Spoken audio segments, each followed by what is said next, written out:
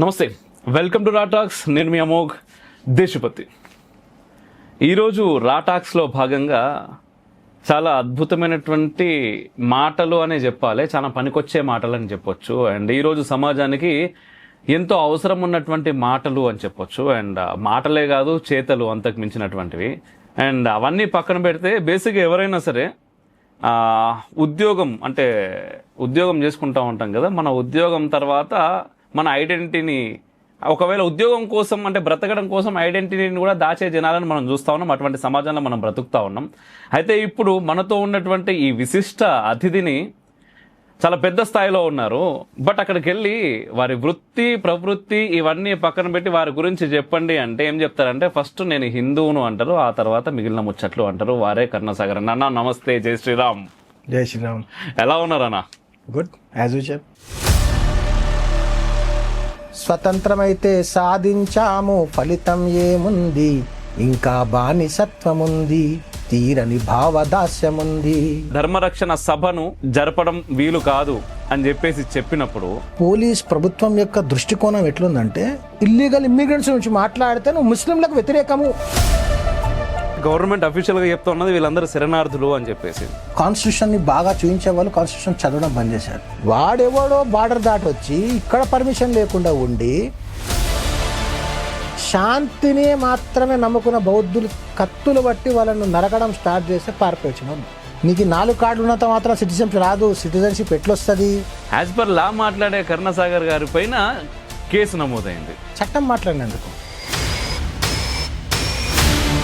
And ఇప్పుడు అక్బరుద్దీన్ 2012లో మనోడు మాట్లాడిన మాటలకి మీరే కేసు ఫైల్ చేసిర్రు అని చెప్పేసి. Akbaruddin Owaisi most powerful then. Today I filed private complaint against MIM MLA Akbaruddin Owaisi. మన బండబుద్ధులు తిట్టింది. ఒక సూసైడ్ బాంబర్ సూసైడ్ చేసుకునే ముందు ఏ మెంటాలిటీ ఉంటుందో నాకు తెలియదు, కానీ ఆ రోజు పత్కా అంతిమ లక్ష్య నహీ హై, సింహాసన చడితే జానా, సబ్ సమాజ్ కో లియే సాత్ మే ఆగే హీ బడితే జానా, ఎడ్యుకేట్, ఎన్లైటన్ అండ్ ఫైట్ అని అంబేద్కర్ చెప్పిన మాట వినండి బాబు. ఈ భారతీయ హక్కుల కోసం పోరాడాల్సిన సమయము. We're sitting on time bomb, ticking time bomb. ఆ ప్రభుత్వాలు చేయాల్సిన పనులు కదా ఇవన్నీ. మమ్మల్ని లేపితే మేమేం చేస్తాము? ఓటు వేయకపోతే వాళ్ళ సిటిజన్షిప్ తీసేయాలి, వాళ్ళ గవర్నమెంట్ జాబ్ ఉంటే గవర్నమెంట్ జాబ్ తీసేయాలి, మనం తీసుకుపోయి బంగాళాఖాతంలో వదిలేయాలి. సౌత్ కొరియా నార్త్ కొరియా కోమన్, నార్త్ కొరియా సౌత్ కొరియా కోమన్ ఆడుకునేగా. బాడ దాటితే ఫస్ట్ కాల్ చేస్తున్నాడు. A irresponsible citizen is not required to this country. బెంగాల్లో మమతా బెనర్జీ కూడా ఎస్ఐఆర్కి వ్యతిరేకంగా నువ్వు ఐడెంటిఫై చేయి, వెరిఫై చేయి, డిటైన్ చేయి. వాడిని డిటెన్షనే లేదు. Thomas Babington Macaulay. If you want to enslave this country for another 500 years, we have to break the backbone of India అన్నాడు. And the backbone of India is we are still colonized. We need decolonized minds.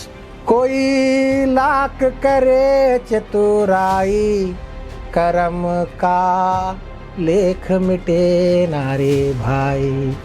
Bharat లాగా ఉండాలంటే భారత్లో భారతీయులే ఉండాలి. అక్రమ చొరబాటుదారులు ఉంటే భారత్ లాగా ఉండదు.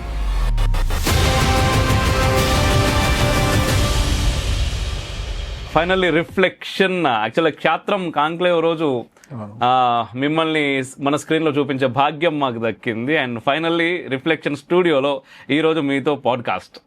And చాలా ఆనందంగా ఉంది. అండ్ ఇష్యూస్ చాలా ఉన్నాయన్న మీతో మాట్లాడాల్సినవి. ఒక పాడ్కాస్ట్లో అయితే అయిపోవు నా దగ్గర ఉన్నవి. బట్ ఈరోజు మనం అనుకున్నట్టుగా కొన్ని పరిధులు గీసుకున్న మాట్లాడుకోవడానికి, ఆ పరిధిలో చాలా ప్రశ్నలు ఉన్నాయి, అవి మాట్లాడే ప్రయత్నం చేద్దాం.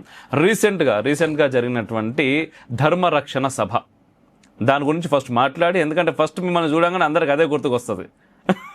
ఎందుకంటే అసలు జరుగుతుందా జరగదారా బాబు ఇది అనే దాకా వచ్చిన తర్వాత నిజంగా మీరు అంటే ఇంతకుముందు నాకు ఆఫ్ స్క్రీన్లో నాతో కొన్ని మాటలు మాట్లాడారు, ఇట్లా పైకి లేసినాయి అబ్బాయి ఎంట్రుకలు. ఆన్ స్క్రీన్లో మాట్లాడాలి, అందుకోసం మళ్ళీసారి అడుగుతున్నా. నేను విన్నప్పటికీ మీరు వినాలి ఆ మాటలు. నిజంగా ధర్మరక్షణ సభను ఇక్కడ జరగకూడదు, జరపడం వీలు కాదు అని చెప్పినప్పుడు, పోలీస్ పర్మిషన్ ఇవ్వనప్పుడు ఫస్ట్ మీరు అనుకున్నటువంటి, అంటే మీ లోపల వచ్చినటువంటి ఇమీడియట్ రియాక్షన్ ఏంటిదన్న? ఇది మన దౌర్భాగ్యం అనిపించింది. భారతదేశంలో భారతీయుల కోసం, భారతదేశం కాపాడడం కోసం ఈ దేశంలో పోలీస్ పర్మిషన్ అవసరం లేదు. కానీ కాన్స్టిట్యూషన్ని గౌరవిస్తూ ఆర్టికల్ 19V ప్రకారము citizens of India can assemble and conduct public meetings peacefully అని ఒకటి ఉంది. మన పర్పస్, మన ఉద్దేశం, మన కాన్సెప్టు పోలీస్ వాళ్ళకి చెప్పినప్పటికీ దురదృష్టవశాత్తు పోలీస్ ప్రభుత్వం యొక్క దృష్టికోణం ఎట్లుందంటే they are seeing this Sabha through their communal lenses. Yes, that is the most దురదృష్టకరమైనటువంటి విషయం.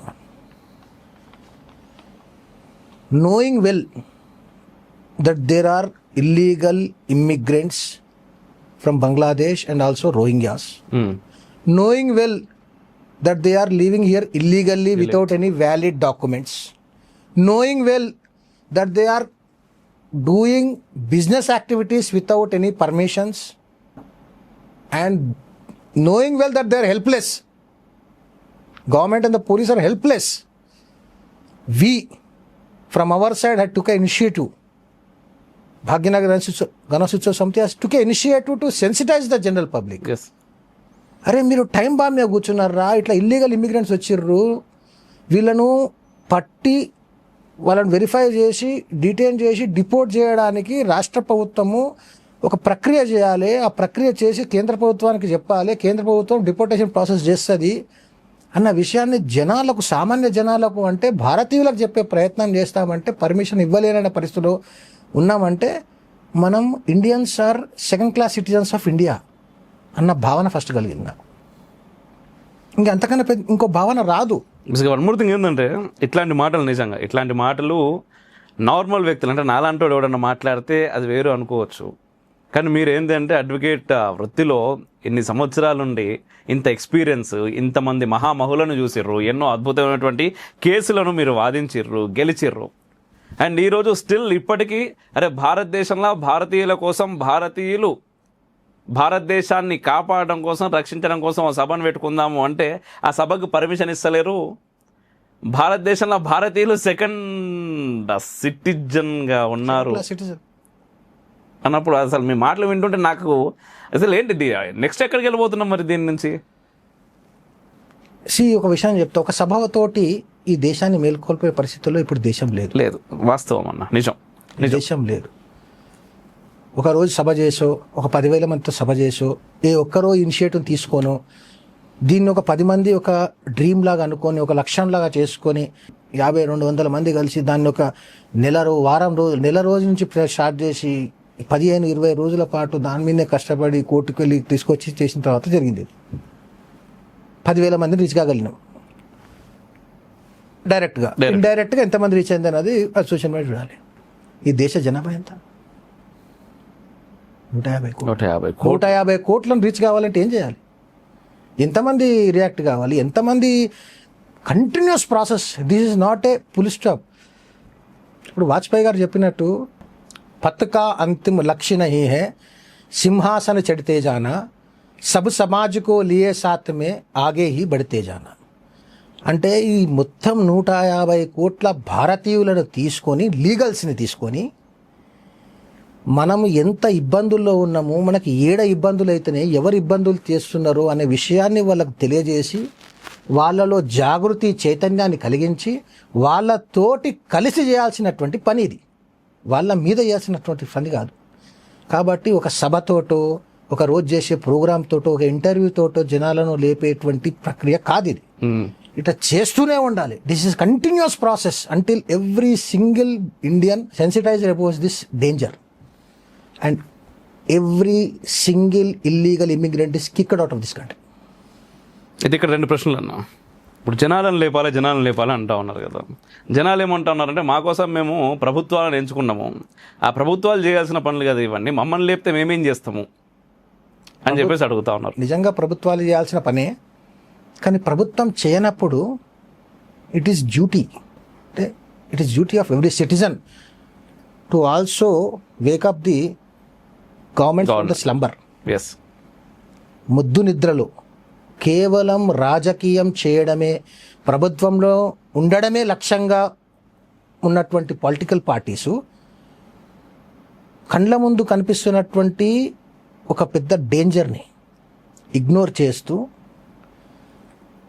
కొంతమందిని సంతుష్టీకరణ చేయడానికి ఇప్పుడు ఏమైపోయిందంటే the mind set of the governments and the security agencies అంటే పోలీస్ ఎట్లా అయిపోయిందంటే addressing the illegal immigrants issue is like addressing the Muslims. అంతే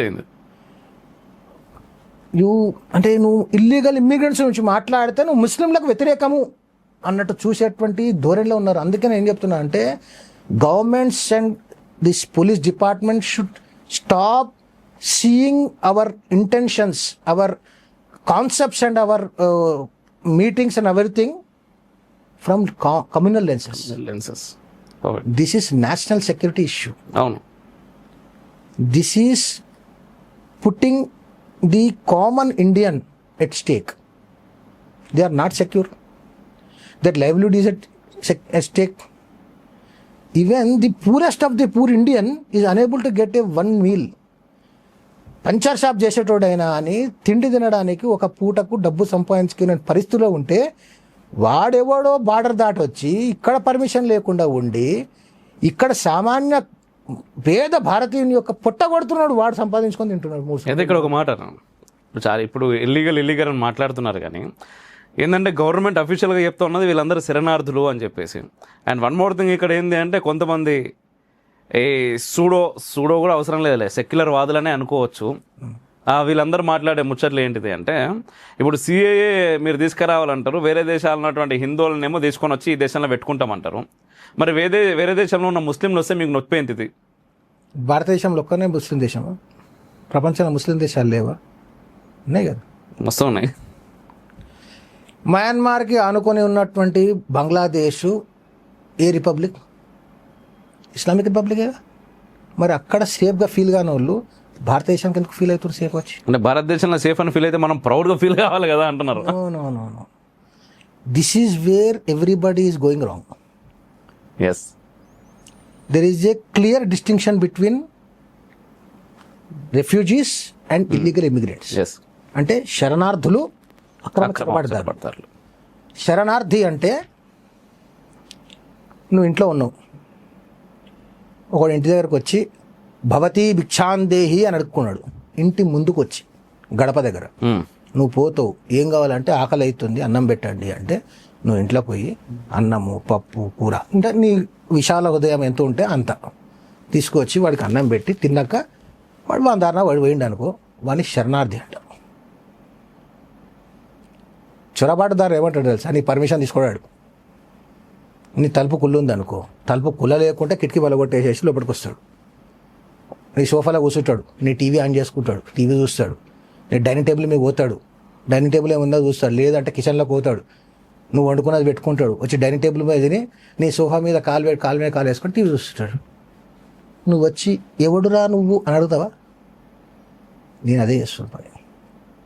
ఎవడు నువ్వు? నా ఇంటికి ఎందుకు వచ్చినావు? ఎవడి పర్మిషన్ తీసుకొని వచ్చినావు?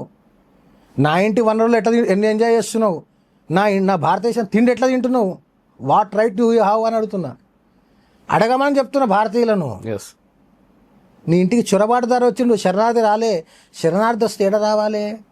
బంగ్లాదేశ్ బార్డర్ దగ్గర, ఇండియా బంగ్లాదేశ్ బార్డర్ దగ్గర వచ్చి ఆగి మా దేశంలో అంతర్యుద్ధాలు జరిగి కలహాలు జరిగి మా దేశంలో అస్థిరత ఉన్నది, తిండికి తిండి లేదు, మేము బతకలేని పరిస్థితిలో ఉన్నాము, మమ్మల్ని ఆదుకోండి అని బార్డర్ బయట నిలబడి అడగాలి. భారతదేశంలో మన సంస్కృతిలో మన చరిత్రలో చాలా మందికి శరణం ఇచ్చినాం. మనం పార్సీలకు ఇచ్చినాం, జీవులకు ఇచ్చినాం, చాలా మందికి ఇచ్చినాం. అట్లనే వాళ్ళకు కూడా శరణం ఇస్తామేమో. శరణం ఇచ్చి వాని ఇంట్లోకి పిలిచేసి ఇల్లంతా తిరగమనం కదా అంటామా? అంతే. ఊరికి వెళ్ళి ఒకరు వచ్చిండబ్బా మీ ఊరికి వెళ్ళి మీ ఇంటికి వచ్చిండు హైదరాబాద్లో. వాడు ఇంటికి వచ్చి అన్న నేను ఇట్లా ఇబ్బందుల్లో వచ్చిన కొన్ని రోజులు ఉండేసి పరిస్థితి సగదిన తర్వాత పోతా అంటే నువ్వేం చేస్తావు? అని తీసుకొని బెడ్ మీద బండబెట్టుకోగా బండబెడతావు. ఒక 2 రోజులు సెట్ అయిన తర్వాత బాబు అంత సెట్ అయిందిగా పో అంటావు. వాడిని శరణార్థి అంటారు. చొరబాడతారంటే నేను అడగకుండా పోయి నీ బెడ్ మీద వండుకొని, నువ్వు అడగకుండా పోయి నీ డైనింగ్ టేబుల్లో కూర్చొని తినడాన్ని చొరబాటుదారు అంటాడు. ఇది కూడా అంతే. వాడు వచ్చి బార్డర్ దగ్గర నిలబడి అడుక్కోవాలి. అడుక్కుంటే నీకు జాలి కలిగితే వాడిని పిలుస్తావు. ఎప్పుడు వానితో నీకు థ్రెట్ లేదన్నప్పుడు. అంతే కదా. వాడిని ఇంట్లోకి వచ్చి దొంగతనం చేసుకొని పోతే ఏం చేస్తావు? వాని అడ్డాలు కనుకోపోయి తని రావు. బరాబర్. ఇది కూడా అంతే. వాడిని తోటి థ్రెట్ లేదు అన్నప్పుడు వాడిని పిలిచి వానికి అన్నం పెట్టి వాని ఒక డిటెన్షన్ సెంటర్లో అంటే వాని కార్డన్ చేసేసి ఆ ప్లేస్లో పెడతావు. వానికి తిండి, మానవతా దృక్పథం, హ్యూమనిటేరియన్ గ్రౌండ్స్ మాట్లాడుతున్నారు అందరు, హ్యూమనిటేరియన్ అని తిండి పెట్టి వాని కనీస బతకడానికి మనిషిగా ఉన్నటువంటి మౌలిక సదుపాయాలు కల్పించి వాని దేశంలో పరిస్థితులు చక్కదిన తర్వాత తీసుకుపోయి ఆ దేశం పోమని చెప్పడం శరణార్థి. నువ్వు అర్ధరాత్రి పూట బార్డర్ దాటి రాష్ట్రాలన్నీ దాటొచ్చి దేశంలో అన్ని ప్రాంతాల్లో స్థిరపడి ఇల్లు కట్టుకుంటావు, సెటిల్మెంట్స్ చేసుకుంటావు, నువ్వు బిజినెస్లు చేస్తావు, ఆధార్ కార్డు తీసుకుంటావు, పాన్ కార్డు తీసుకుంటావు, ఓటర్ ఐడి కార్డు తీసుకుంటావు, రేషన్ కార్డు తీసుకుంటావు. రేషన్ కార్డు ఎవరికి అది ఇచ్చింది? సివిల్ సప్లైస్ డిపార్ట్మెంట్ ఎవరికి ఇస్తుంది? అది ఎవరైతే అఫోర్డ్ చేయలేరు, మధ్య పేద తరగతి భారతీయుల కోసము నీకు సబ్సిడైజ్డ్ ప్రైజెస్లో నీకు నాణ్యమైనటువంటి ఫుడ్ని ఇస్తున్నారు. ఎందుకంటే వాళ్ళు కూడా they have every right on the resources of this country. వాడు ఎట్లా తింటాడు బ్రో? ఇప్పుడు ఎట్లా తింటారు అంటే అది నా ప్రశ్న. వాస్తవమే, ఖచ్చితంగా మీ ప్రశ్నను ప్రతి ఒక్క భారతీయుడు అడగాలని చెప్తున్నాను. నేను ఒక్కరిని అడగాలి, నేను ఒక్కనే భారతీయుని కాదు కదా, ప్రతి ఒక్క భారతీయుడు అడగాలి. ఈ భారతదేశంలో వచ్చి, ఈ భారతదేశంలో ఉండి, ఈ భారతదేశంలో సెటిల్ అయ్యి, ఈ భారతదేశంలో బిజినెస్లు చేసుకొని ఈ భారతీయ వనరుల పైన అధికారము పొందే అధికారం ఎవరికున్నది అంటే అది ఎవరికున్నది అనేది మీకు రాజ్యాంగంలో రాసింది. This is constitution of India. Constitution of India, article 19. What it says? All citizens shall have the right. Who? Citizens, not illegal immigrants. Citizens to freedom of speech and expression. వానికి రైట్ కూడా లేదు మాట్లాడేది. నాకే right, నేను legal. 19(1)(a) to freedom of speech and expression. 19(1)(b) to assemble peacefully with and without arms. ఈ రాజ్యాంగ హక్కు ద్వారానే మనం కోర్టుకు వెళ్ళి సభకు పర్మిషన్ తెచ్చుకున్నాం. Article C to form associations or unions or cooperative societies. Article D to move freely throughout the territory of India. ఎవరికి? Citizens. Article E 19(1)(e) to reside and settle in any part of the territory of India. Citizens కి మాత్రమే ఉంది. Article 19(1)(g) to practise any profession or to carry on any occupation, trade or business. ఇవి లీగల్స్కే ఉన్నది, ఇల్లీగల్స్కి లేవు. Illegals ఇవన్నీ చేస్తున్నారు. అది నేను ప్రశ్నిస్తున్నాను. భారతీయులకు ఉండాల్సిన హక్కును వాడు ఎక్స్ప్లాయిట్ చేస్తున్నప్పుడు అడగాల్సిన గొంతులన్నీ మూగబోయినాయి. కాబట్టి ఎక్స్ప్లాయిట్ చేస్తుంటే కళ్ళ ముందు ఎవిడెన్స్లు కనిపించినటువంటి కానీ చర్యలు తీసుకొని ప్రభుత్వాలు, పోలీస్ వాళ్ళను అడగాలి అని చెప్తున్నా. I'm sensitising the general public and not me. I'm speaking in different language, but it is not me. It is the సంస్థ, it is the people behind the samstha who took up this concept. కదా. ఈ సంభాషణలో నేను అంటే నేనని కాదు. ఖచ్చితంగా we can. అయితే ఇక్కడ ఇండియన్ సిటిజన్స్ అని చెప్పేసి చాలా రాసి ఉన్నది, చాలా అద్భుతంగా అక్కడ. ఇప్పుడు సిటిజన్షిప్ అంటే ఇప్పుడు ఏమైతున్నది అంటే చాలా మందికి ఆధార్ కార్డులు, పాన్ కార్డులు, చివరికి ఇప్పుడు రేషన్ కార్డులు కూడా వాళ్ళకి వచ్చి గవర్నమెంట్ నుంచి రేషన్ కూడా వాళ్ళకి అందుకుంటున్నారంటే ఆ రేషన్ కూడా ఎవరు ఇస్తా ఉన్నారు అంటే మంత్రులు రెడీ ఉన్నాడు. రాష్ట్ర హోంమంత్రి పోయి వాళ్ళకి రేషన్ అందజేస్తా ఉన్నాడు చేతికి. ఇచ్చేవాడు ఉంటే ఎవడైనా తీసుకుంటాడు, అంతే కదా. అంతే simple thing. I will just want to know who is citizen of India also. There is a act called citizenship act. అవును. సిటిజన్షిప్ భారతదేశానికి రావాలి అంటే there are only 4 ways to get. ఒకటి బై బర్త్, జననం ద్వారా citizenship. Citizenship by birth, citizenship by descent, citizenship by registration, citizenship by naturalisation. Naturalisation ఇవన్నీ అంటే ఇవన్నీ ఏం చెప్తున్నాయి అంటే ఫస్ట్ థింగ్ బై బర్త్ వాళ్ళ జననం ద్వారా ఈ భారతదేశం మట్టి మీద పుడితే నీవు సిటిజన్షిప్ అయినట్టు. మీకు I will tell you one example. అంటే బయట నుంచి ఇక్కడికి వచ్చి వానికి పిల్లలు కూడా లేదు, డిసెంట్ అంటారు దాన్ని, నేను చూపిస్తున్నాను. ఓకే.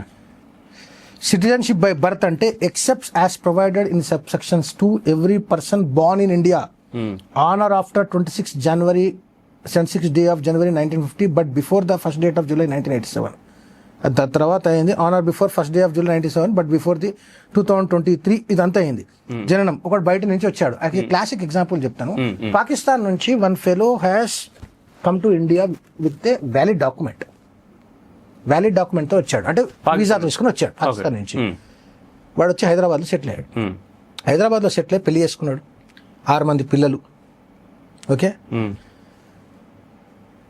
ఆపరేషన్స్, ఆ రేషన్ కార్డు ఉంది, ఓటర్ ఐడి కార్డు ఉంది, ఆధార్ కార్డు ఉంది, ఎవ్రీథింగ్ ఉంది. భారతీయ మహిళను పెళ్లి చేసుకుండు కాబట్టి భారతీయ మహిళకు పుట్టినటువంటి పిల్లలు కూడా భారతీయులే. ఓకే. అండ్ సెకండ్ థింగ్, ఎప్పుడైతే ఆపరేషన్ సింధూర్ అయిన తర్వాత minister of home affairs Pakistani nationals who are staying in India on medical, long stay or any other visas shall immediately go back to their country అని చెప్పింది. అట్లా చాలా 48 hours టైం ఇచ్చింది. అట్లా చాలా మంది వెళ్ళిపోయారు, వీడు పోలే. ఇప్పుడు ఇంకా ఎన్నో ఉంటారు. దాని తర్వాత ఏమైందంటే పోలీస్ డిపార్ట్మెంట్ స్టార్టెడ్ ప్రెజరైజింగ్ హిమ్. బాబు నువ్వు లాంగ్ టర్మ్ వీసా తీసుకో, లేదంటే భారతదేశం నుంచి వెళ్ళిపో. వాడు ఏం చేసిండు తెలుసా? హైకోర్టు పోయి హైకోర్టులో రిపిటిషన్ వేసాడు. ఏమని? నేను ఇట్లా వచ్చినా, ఇట్లా నాకు పిల్లలు ఉన్నారు, నా భార్య కూడా ఇక్కడ భారతీయురాలే, నేను ఇక్కడి నుంచి 25 సంవత్సరాల నుంచి ఉంటున్నా, నాకు ఆధార్ కార్డు ఉంది, ఓటర్ ఐడి కార్డు ఉంది, రేషన్ కార్డు ఉంది, పాన్ కార్డు కూడా ఉంది. నన్నేమో ఇప్పుడు పోలీసు వాళ్ళు సడన్గా ప్రెజరైజ్ చేసి లాంగ్ స్టే వీసా తీసుకుంటారా, తీసుకో, లేకపోతే వెళ్ళిపో అని ప్రెజరైజ్ చేస్తున్నారు. ఈ పోలీసు వాళ్ళు నా మీద ప్రెజర్ చేయకుండా ఆర్డర్ చేయమని కోర్టులో పిటిషన్ వేసిండు. ఒక ఇల్లీగల్ కోర్టు వాదనలు ఉన్న తర్వాత ఒక జడ్జిమెంట్ ఇచ్చింది. ఏమిచ్చింది? నీ దగ్గర ఆధార్ కార్డు ఉన్నా సరే, నీ దగ్గర పాన్ కార్డు ఉన్నా సరే, నీ దగ్గర ఓటర్ ఐడి కార్డు ఉన్నా సరే, నీ దగ్గర రేషన్ కార్డు ఉన్నా సరే, that doesn't confirm citizenship. Yes, నీకు 4 కార్డులు ఉన్నంత మాత్రం సిటిజన్షిప్ రాదు. సిటిజన్షిప్ ఎట్లొస్తుంది? By birth, by descent, by registration, by naturalisation. ఈ 4 పద్ధతుల ద్వారా రిజిస్ట్రేషన్ వస్తుంది. నువ్వు వచ్చి ఆధార్ కార్డు తీసుకుని రేషన్ కార్డు తీసుకుంటే కావు. నువ్వు ఇప్పుడు సిఏఏ ఇక్కడికి వచ్చి ఇక్కడ ఒక 5 years ఉండి, ఆ 5 years పీరియడ్ లోపల if you are not travel to that country and you applied for the citizenship of India, then they will give you certain format where you should fill everything. Then your format will be sent to that country that your citizen is asking for a citizenship of this country and you want to revoke that country citizenship annappudu, when there is a proper communication, they will revoke that citizenship and they will give the citizenship of India by registration. That is registration. Naturalization. Where an application is made in the prescribed manner by any person of full age and capacity, not being an illegal immigrant.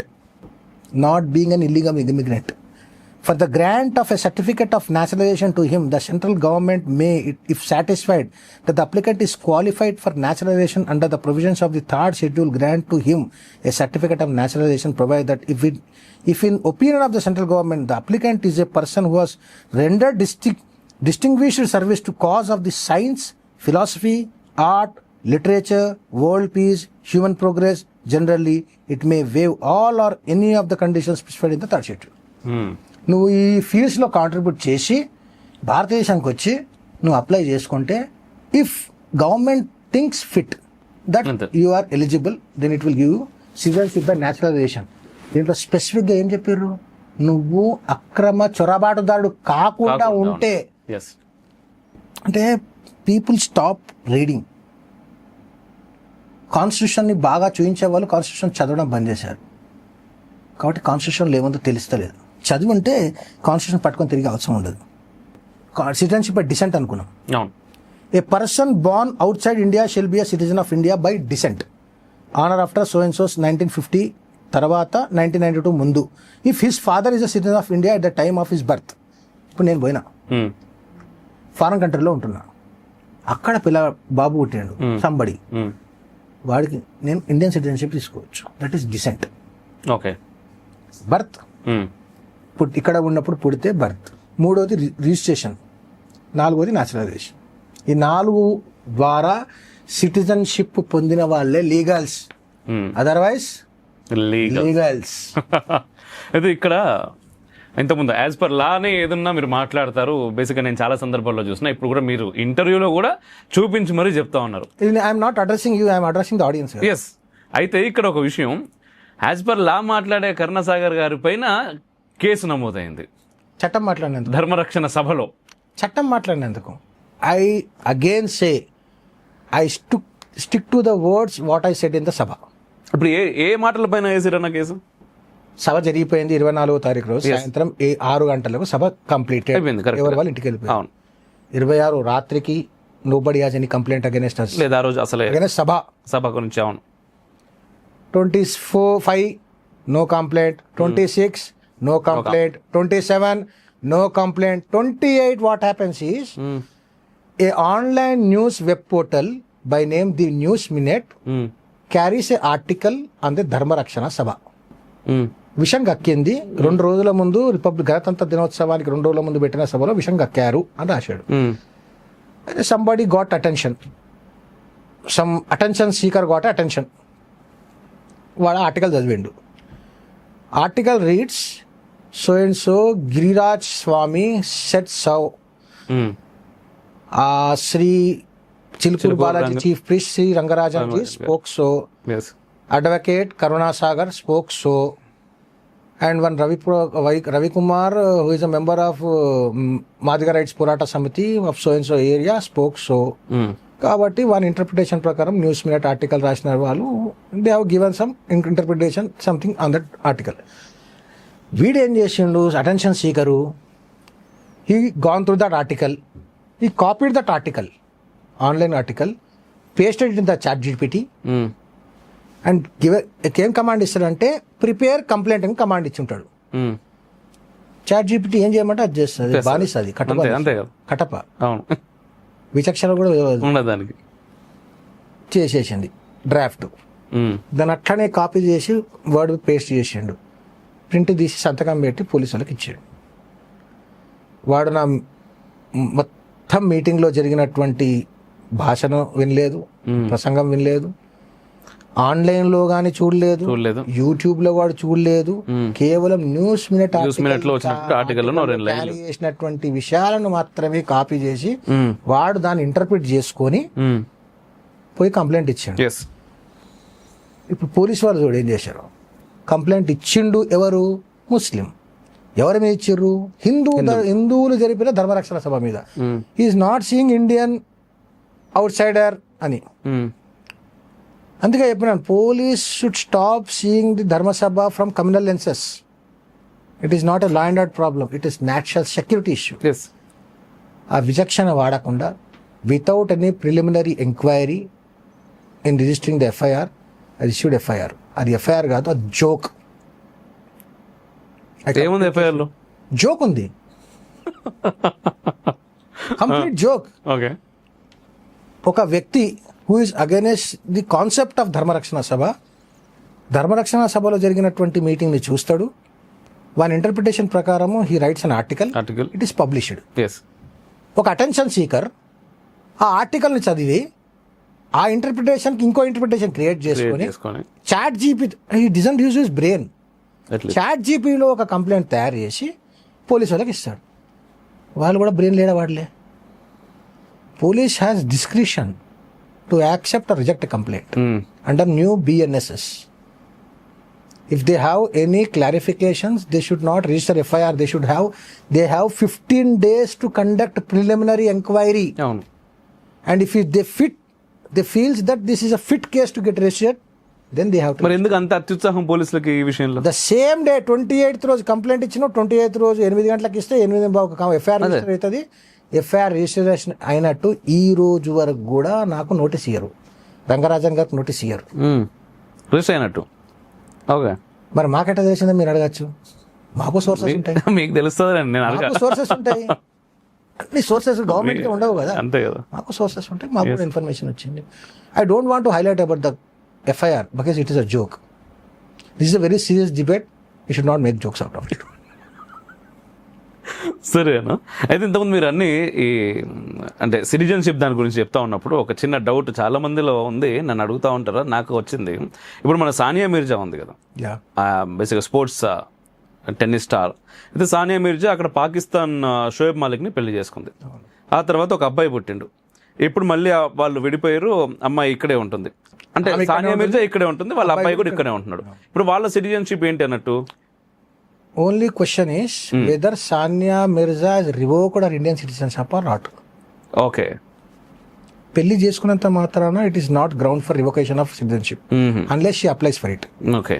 Sania Mirza పెళ్లి చేసుకుంది. సానియా మిర్జా పాకిస్తాన్ పోయింది on visa, proper visa. అక్కడ ఉన్నన్ని రోజులు visa మీద ఉంది. Visa expire అయ్యే ముందు వచ్చింది, మళ్ళీ వీసా ఎక్స్టెన్షన్ చేయించుకుంది, పోయింది. కానీ ఓన్లీ డిస్ప్యూట్ థింగ్ ఈస్ వాళ్ళ బాబుకు ఇండియన్ సిటిజనా కాదా అని మీరు అడుగుతున్నారు. ఆయన పుట్టిన ప్లేస్ని బట్టి సిటిజన్షిప్ వస్తుంది. ఓకే. ఒకవేళ అక్కడ పుట్టి ఉండి ఇక్కడ పెరిగినట్టయితే పాకిస్తాన్ అవుతాడు. ఇప్పుడు ఆయన అక్రమ వలసదారుడు అవుతాడు ఇక్కడికి అబ్బాయి. ప్రాపర్ వీసా ఉంటే legal, illegal. Okay, right. And ఇప్పుడు అక్బరుద్దీన్ దాదాపుగా 2012లో నేను అదే చూసినాను. యాక్చువల్గా 2012 అంటే నేను అప్పుడే చదువు కంప్లీట్ చేసుకొని తిరుగుతా ఉన్నా. అదే 2012లో మనోడు మాట్లాడిన మాటలకి మీరే కేసు ఫైల్ చేసిర్రు అని చెప్పేసి నేను చాలా సందర్భాల్లో విన్నా, చూసినా కూడా. అసలు ఆ సిచ్యువేషన్ ఒకసారి మా కోసం. Actually Akbaruddin Owaisi somewhere around 16th of December 2012లో నిర్మల్లో he was addressing a public meeting. Public మీటింగ్లో మాట్లాడుతూ ఆ రోజు Vaikuntha Ekadashi. Okay, I remember it. ఎందుకంటే ఆ రోజు నేను ఉపవాసం తినలేదు, బయటకు పోలేదు ఎక్కడికి, జస్ట్ బెడ్ మీద కూర్చొని టీవీ చూస్తున్నా. నేను మ్యాక్సిమం వాళ్ళ ఛానల్స్ ఎక్కువ చూస్తూ ఉంటాను అవుట్ ఆఫ్ ఇంట్రెస్ట్. 4TV చూస్తున్నా. 4TVలో లైవ్ ఇస్తుంది. హీ స్టార్టెడ్ అక్బరుద్దీన్ అవేసి ఇక తీసుకున్నాడు, స్పీడ్ అద్దుకున్నాడు. ఇక స్టార్ట్ అయింది అబ్యూజెస్ దేవుళ్ళ మీద అంటూ అరే హిందుస్థాన్ 15 నిమిషాల సమయం ఇస్తే పోలీసులు పక్క జరిపితే 25 కోట్ల మంది ముస్లింలు 100 కోట్ల మంది హిందువులను అని చెప్పాడు. అంత ధైర్యం లేదు, బట్ స్టిల్ చెప్పాడు. నేను కూడా చూశాను, నేను అఫెండ్ అయ్యాను.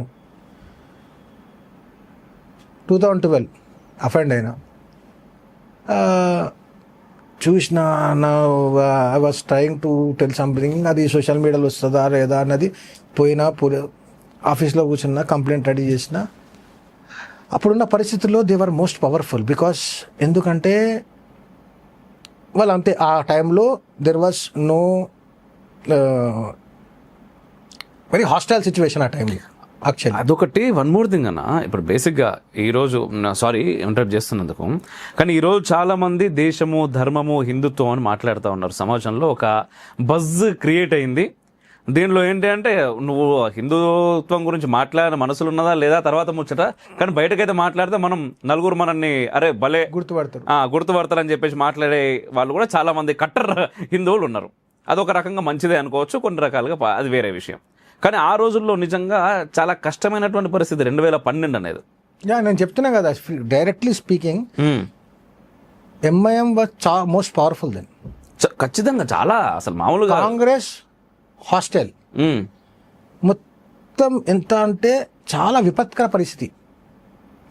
అంటే ఎంత విపత్కర పరిస్థితి అంటే వాడు డైరెక్ట్గా సావర్నిటీ ఆఫ్ దిస్ కంట్రీని క్వశ్చన్ చేసిన పవర్లో ఉన్నవారు లేనివారు కూడా మాట్లాడలేని పరిస్థితి. ఆ 16th రోజు చూసిన, పోయినా, కంప్లైంట్ తయారు చేసిన. కానీ వాడు వాడిన పదాలన్నీ టిపికల్ ఉర్దూ పదాలు. నాకు అర్థం కాలే.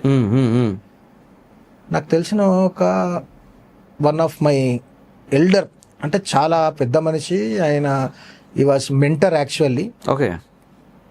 ఆయన తీసుకొని పోయినాం. నా ఒక 10 నిమిషాలు హాఫ్ అన్ అవర్ నీకు టైం కావాలని ఆఫీస్ తీసుకొని పోయి యూట్యూబ్లో స్పీచ్ ఆన్ చేసి ఆయన ఉర్దూ పదాలు మాట్లాడుతుంటే ఆయన ఉర్దూ విని I was Urdu expert in Urdu, writing, reading and everything. ఆయన ఉర్దూ స్పీచ్ వినిపించి పాజ్ చేసి ఆయన ఉర్దూను నాకు తెలుగులో చెప్తే దాన్ని ఇంగ్లీష్లో ట్రాన్స్లేట్ చేసి కంప్లైంట్ తయారు చేసి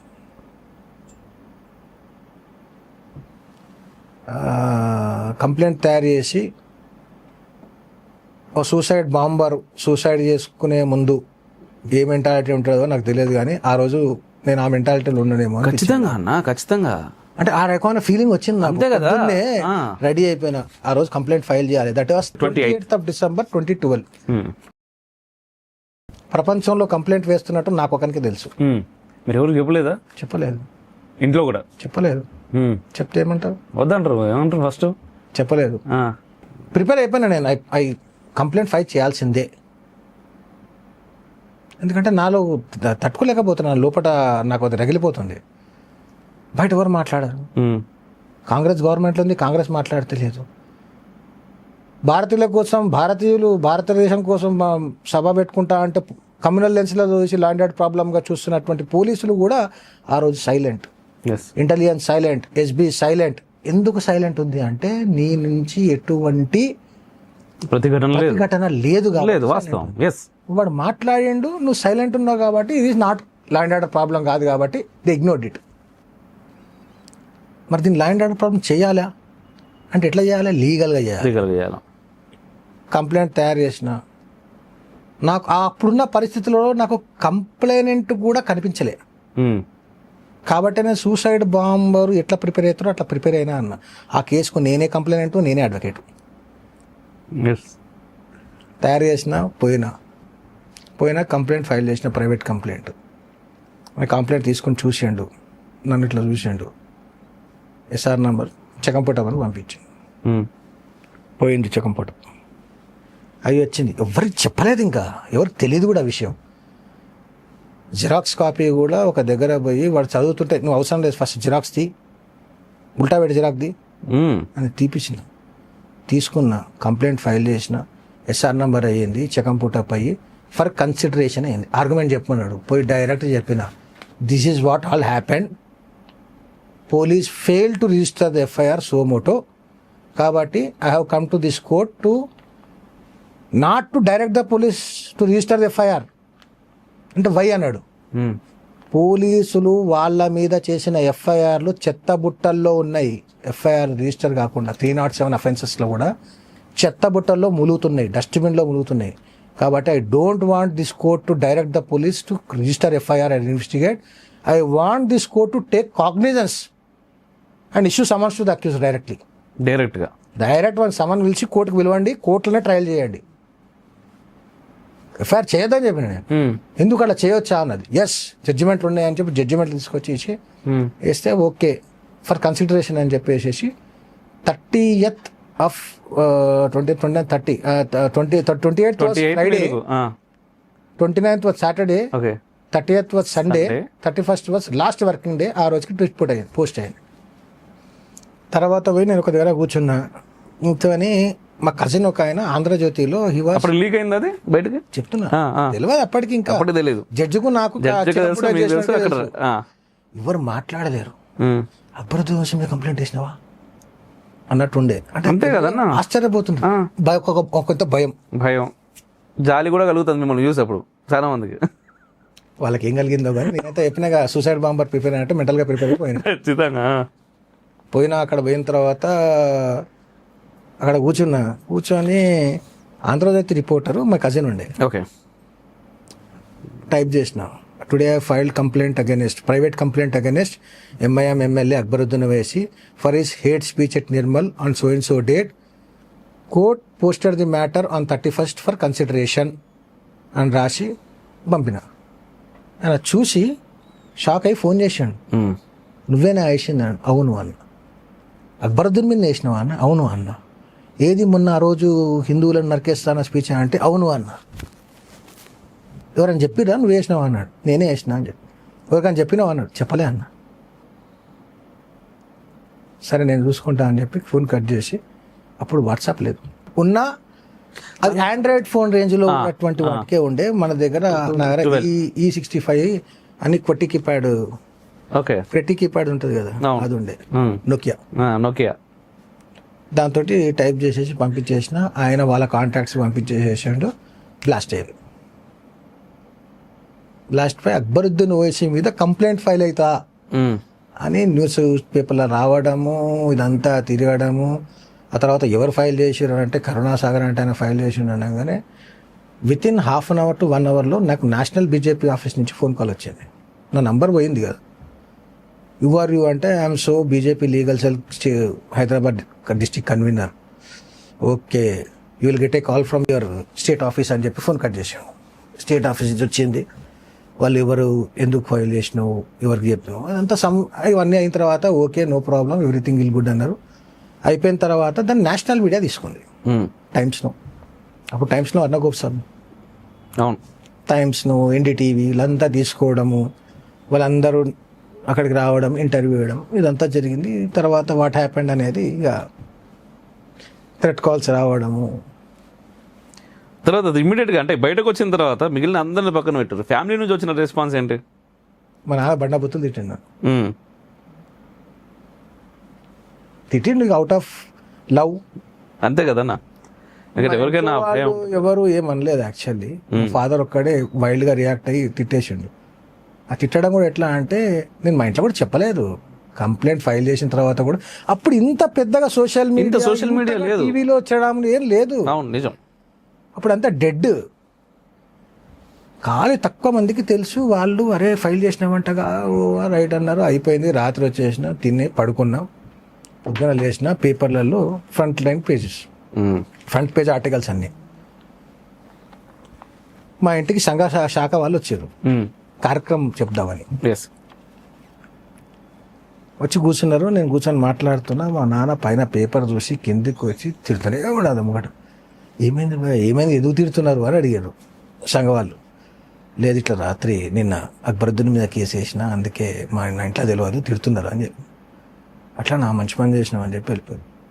ఆ తర్వాత రియాక్షన్ ఎట్లొచ్చిందంటే, మా ఇంట్లో ఎప్పుడో రెంట్ ఉండిపోయిన వాళ్ళు పేపర్ చదివి మా ఇంటికి వచ్చి అప్రిషియేట్ చేసిపోయాడు ఒక ఆయన.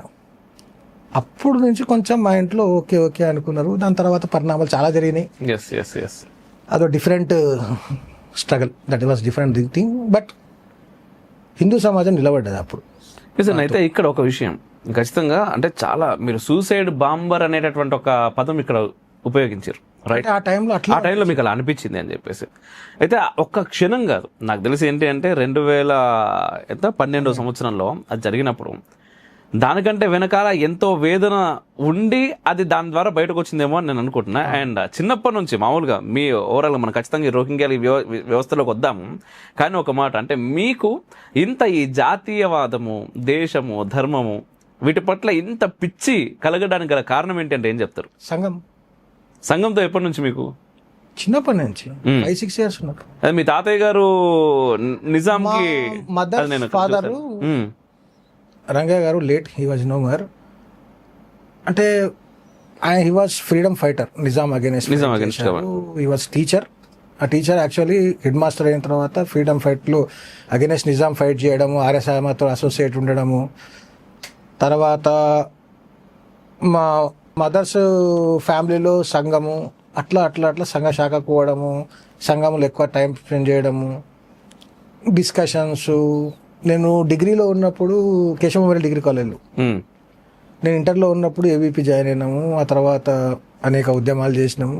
అవన్నీ అయిన తర్వాత డిగ్రీకి పోయినాము. డిగ్రీలో కేశవ డిగ్రీ కాలేజ్ నారాయణగూడ, దాని పక్కనే జాగృతి ఆఫీస్ ఉంటుండేది.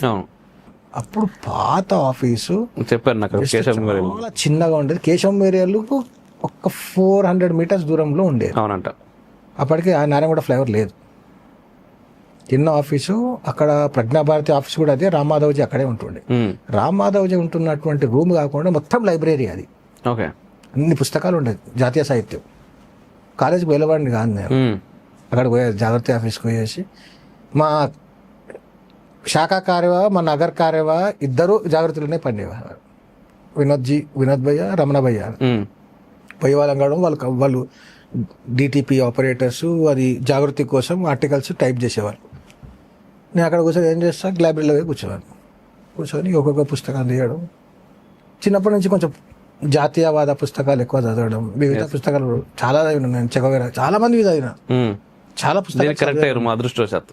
అంటే మనదే ఒక్కడే తెలుసుకోవడం కూడా కాదు, అదర్ సైడ్ వర్షన్ కూడా ఏమున్నది ఖచ్చితంగా ఏందని తెలుసుకోవాలనే ప్రయత్నం చదివినది చాలా ముఖ్యం. నేను చెగవేరా బుక్ తీసుకుని నా చెగవేరా బుక్ తీసుకొచ్చి నా ఆఫీస్లో పెట్టుకున్నప్పుడు ఆయన ఏదైనా చదువుతున్నా భగత్ సింగ్ చదవచ్చు కానీ భగత్ సింగ్ చిన్నప్పటి నుంచి విన్నా. అసలు చెగవేరా అని పెద్ద రెవల్యూషన్ వస్తుంటే అసలు ఏం చేస్తాడు వాడు అనేది కనుక్కుందాలిగా. ఇప్పుడు నువ్వు if you are commenting on something you should know about something about that. ఏదైనా ఒకటి తెలియాలి కదా కామెంట్ చేసే ముందు, మంచి చెడో తెలియాలి కదా.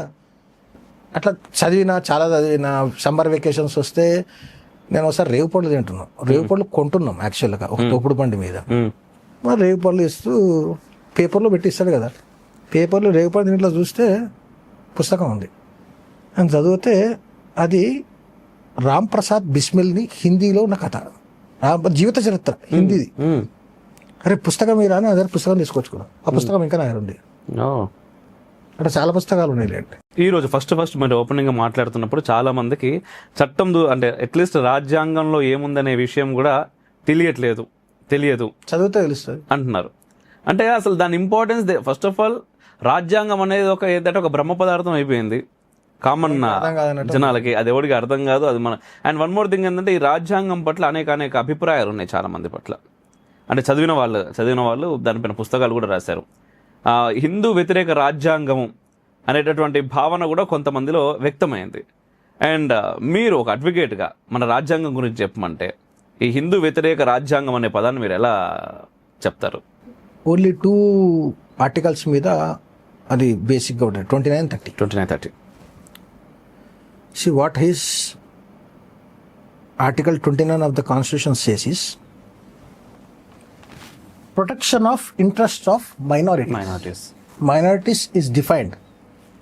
Okay, any section of citizens residing in the territory of India or any part thereof having a distinct language, వీళ్ళు మాత్రమే distinct language, script or culture of its own shall have right to conserve the same. ఏమేం చేయాలి? Distinct language, minority, linguistic minorities అంటారు. Script, culture shall have the right to conserve the same. వాళ్ళకు వాళ్ళ కల్చర్ని, వాళ్ళ యొక్క లాంగ్వేజ్ని, వాళ్ళ యొక్క స్క్రిప్ట్ని కాపాడుకునే హక్కు ఉంది. Second, no citizen shall be denied admission into any educational institution maintained by the state or receiving aid out of state funds on grounds only of region, race, caste, language or any of them. రాష్ట్ర ప్రభుత్వం ద్వారా మొత్తం sponsor చేయబడ్డ state aid తోటి పనిచేస్తున్నటువంటి education ఇన్స్టిట్యూషన్స్లో discrimination చేయొద్దు. ఏ discrimination, religion, race, caste, language or any of them discrimination లేకుండా అడ్మిషన్స్ ఇవ్వాలి అని ఉంది ఆర్టికల్ 29(1)(2). ఓకే, దాని తర్వాత ఆర్టికల్ కామెంట్ 29 కాన్స్టిట్యూషన్. ఇప్పుడు ఎడిటోరియల్ కామెంట్ కూడా చదువుదాం చిన్న, ఇది అందులో ఏముంది. Article 29 of the Indian constitution safeguards the cultural and educational rights of minorities. Who are minorities అనే దగ్గర చాలా ఆగండి. It aims to protect interests of religious, linguistic and cultural minorities in India. Central government notifies minority communities at the national level in consultation with the various stakeholders under Section 2C of National Commission for Minorities Act 1992. The 6 communities notified as minority communities under Section 2C of National Commission for Minorities Act are Christians, Sikhs, Muslims, Buddhists, Parsis and Jains. 92లో National commission for Minorities అనే యాక్ట్ తీసుకొచ్చినప్పుడు minorities ని section 2C define చేసేది Government of India. దాంట్లో minorities అంటే Muslim క్రిస్టియన్సే కాదు కదా, Sikhs Parsis, Buddhist, Jains. Okay, article 29 and 30 of the Constitution provides for protection of interests of minorities, which includes linguistic minorities also. అంటే ఈ వీళ్ళు పైన 5-6 మంది కాకుండా భాషాపరంగా లింగ్విస్టిక్ మైనారిటీస్ ఉంటుందో వాళ్ళకు కూడా మైనార్టీ హక్కు, మైనార్టీగా గుర్తింపు. The working definition followed by the Commissioner for Linguistic Minorities is as follows. Linguistic minorities are group or collectivities of individuals residing in the territory of India or any part of thereof having a distinct language or script of their own. Lambadi భాష ఉంది, అది కూడా linguistic మైనారిటీయే. అవును, okay. Yes. Gond భాష ఉంది, అది కూడా linguistic మైనారిటీయే. నిజం. Okay. The language of the minority group need not to be one of the 22 languages mentioned in the English 8th schedule of the Constitution. In other words, linguistic minorities at the state level mean any group or group of people whose mother tongues are different from principal language of the state. ఇప్పుడు చెప్పండి. గోండ్ ఆదివాసీ భాష, లంబాడి జాతి వాళ్ళు వాడే భాష, అలా కాకుండా చాలా భాషలు లింగ్విస్టిక్ మైనారిటీస్ చాలా తక్కువ కమ్యూనిటీస్ వాడేటువంటి భాష ఉన్నాయి. వాళ్ళని కూడా మైనారిటీస్గా రికగ్నైజ్ చేయాలి as per the national minorities act ప్రకారం, కమిషన్ యాక్ట్ ప్రకారం. అవునా కదా? అవును. చదువుదాం. So and so mother tongue language from the state and at the district and taluka levels also. State లెవెల్లోనే కాదు, డిస్ట్రిక్ట్లో కూడా తక్కువ మంది ఉంటే వాళ్ళని కూడా మైనారిటీస్గా రికగ్నైజ్ చేయాలి. తాలూకాస్లో కూడా తక్కువ ఉన్న మైనారిటీస్గా రికగ్నైజ్ చేయాలి. Okay. Different from principal language of the district or taluka tehsil concern. The linguistic minorities are there for identified by respective states, union territories. The state union territory wise broad linguistic profile is available in the 52nd report of the Commissioner of Linguistic Minorities. 52nd report తీసుకొస్తుంటే సరిపోతుంది. Further, the interest of linguistic minorities are accorded due consideration and the Office of Commissioner of Linguistic Minorities has been mandated to investigate all matters related to the safeguard provided to linguistic minorities in the country. The government has already enacted National Commission for Minorities to constitute National Commission for Minorities. National Commission of Minorities receives petitions, grievances from aggrieved person, and the said petitions being received by Commissioner are dealt with by calling for reports and concerned authorities under union and state governments. On receipt of the reports, the Commission makes appropriate recommendations to respective authorities for redressal of the grievances. ఇప్పుడు చెప్పు minority. ఇప్పుడు ఈ లెక్క ప్రకారం అన్న హిందువులు కాకుండా మిగిలిన వాళ్ళందరూ మైనారిటీలు అన్నట్టేనా ఈ దేశంలో? హిందువులలో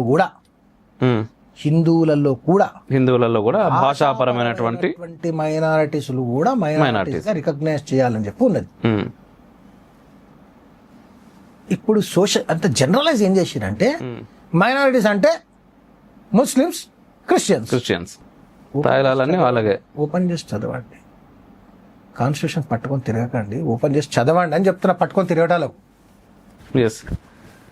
అయితే ఇప్పుడు మామూలుగా దాదాపు 10-11 రాష్ట్రాలల్లో, అంటే ఇప్పుడు 2011లో మనకు జనాభా లెక్కలు జరిగినాయి. అప్పటి ప్రకారమే హిందువులు కూడా సెకండ్ సిటిజన్స్, థర్డ్ అంటే మైనారిటీలకు వెళ్ళిపోతా ఉన్నారు. అవును. ఈరోజు అంటే లేటెస్ట్గా ఇప్పుడు జరిగితే 26లో సెన్సస్ ఉన్నది. అవును. దాని తర్వాత వచ్చే result will blow your mind. చాలా రాష్ట్రాల్లో హిందువులు మైనారిటీస్గా ఉన్నారు. చాలా రాష్ట్రాల్లో ఉన్నారు. మరి ఇప్పుడు ఈ మైనారిటీ హక్కుల కోసం హిందువులు మైనారిటీలు అవుతున్నారే అంటే హిందూస్ బెనిఫిట్ కావాలంటే నేషనల్ కమిషన్ ఫర్ మైనారిటీస్ యాక్ట్లో ఎలాగైతే స్టేట్, డిస్ట్రిక్ట్, తాలూకా లెవెల్లో లింగ్విస్టిక్ మైనారిటీస్ 95 చేస్తున్నారో అట్లనే స్టేట్, డిస్ట్రిక్ట్ అండ్ తాలూకా లెవెల్స్లో రిలీజియస్ మైనారిటీస్ కూడా మైనారిటీస్గా డిక్లేర్ చేయాలని చెప్పాలి. ఈ డిస్ట్రిక్ట్లో హిందువులు ఫలానా మతం కాదన్నా తక్కువ ఉన్నారు కాబట్టి వాళ్ళు ఈ డిస్ట్రిక్ట్లో మైనారిటీస్గా గుర్తించబడతారు అని తేగలిగితే నువ్వు కూడా ఆ డిస్ట్రిక్ట్ వరకు you are be called as minority and this National Commission for Minorities Act will apply to you to see. బేసిక్గా వినడానికి చాలా కష్టంగా ఉందన్న, సీరియస్గా చెప్పాలంటే. చాలా విషయాలు ఉన్నాయి కష్టంగా. ఎందుకంటే ఏకైక ఇప్పుడు ఫస్ట్ అనుకున్నట్టుగానే ఏకైక హిందూ దేశంగా అని అనుకోవాలి మనం యాక్చువల్గా. దీంట్లో హిందువులు మైనారిటీలు అవుతున్నారు, మైనారిటీ హక్కుల కోసం ఇన్ని లాలు ఉన్నాయిరా నాయన. లా లేదు బేసిక్గా, దాన్ని ఇట్లా కూడా మీరు తీసుకొచ్చి కొన్ని చేంజెస్ ఏమైనా చేస్తే హిందువులకు కూడా మైనారిటీ హక్కులు ఏమైనా వస్తాయి. మనం 29 కూడా చదవాలి. 30 కూడా చదవాలి. 29 confers rights to conserve their culture, script and language కదా as for minorities. Who are minorities అనేది national commission for minorities act 1992లో 2C చెప్పింది. చెప్పారు. I read out article 30, most disputed. Article 30, rights of minorities to establish and administer educational institutions. All minorities, who are minorities, article section 2C of National Commission for Minorities Act 1992లో mention చేయబడ్డ వాళ్ళంతా మైనారిటీలు. Whoever based on religion or language shall have the right to establish, administer education institutions of their choice. Language and religion, not only religion. Okay. Religion. Language కూడా ఉంది. In making any law providing for compulsory acquisition of any property of any educational institution established and administered by minority referred to in clause 1 of the state shall ensure that the amount fixed by or determined under such law for acquisition of such property is such as would not restrict or abrogate the right guaranteed under the clause. State government minority education ఇన్స్టిట్యూషన్లో ఏదన్నా acquisition చేయాలనుకుంటే ఈ లా ప్రకారము ఎంత amount fix చేస్తారో అంత amount వాళ్ళకి pay చేయాలి. The state shall not in granting aid to educational institutions discriminate any educational institution on the ground that it is under the management of a minority where based on religion and language. భాషా పరంగా జాతి పరంగా minorities institutions నడుపుతూ ఉంటే గ్రాంట్లు ఇవ్వడంలో, aid ఇవ్వడంలో రాష్ట్ర ప్రభుత్వాలు డిస్క్రిమినేషన్ చూపిద్దని ఉంది. ఏముంది? మైనారిటీలు మాత్రమే స్కూల్ పెట్టాలని ఉందా? లేదు. మెజారిటీ వాళ్ళు పెట్టుకోవద్దని ఉందా? అయిపోయిందా? ఎడిటోరియల్ కామెంట్స్ అవుదాం. Article 30 of the Indian constitution guarantees the right of minorities to establish and administer education institutions of their choice. All minorities whether based on religion or language have the right to establish and administer educational institutions of their choice. This includes the right to determine the type of institution, its affiliation, and the right to appoint staff. The state cannot discriminate against any education institution on ground of its minority status while granting aid. Minority institutions should receive the same treatment and protection as institutions established by majority. Majority పెట్టద్దని ఎక్కడ లేదు. That is all depend on how you interpret the law. Majorities కూడా పెట్టుకోవచ్చు, కానీ minorities are the most under privileged or down privileged. కాబట్టి constitution రాసే టైంకి వాళ్లకు institutions పెట్టుకొని నీ లాంగ్వేజ్ని, నీ కల్చర్ని, నీ స్క్రిప్ట్స్ని కాపాడుకునే ప్రయత్నం చేయి.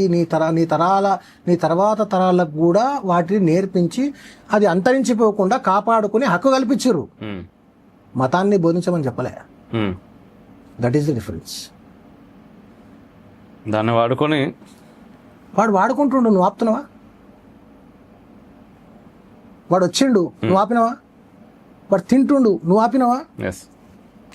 The purpose of article 30 is to protect the educational institutions of the religious and linguistic minorities. Linguistic మర్చిపోయినాం మనం, రిలీజియస్ పట్టుకున్నాం.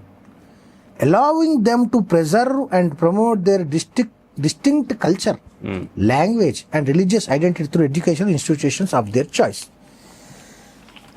It recognizes importance of minority communities in nation's diversity, provides them with the freedom to establish, manage education institutions that cater to their specific needs and aspirations. Article 31A was added as part of 42nd Constitutional Amendment, which states that in case of any property acquired by government, so and so appropriate compensation should be given.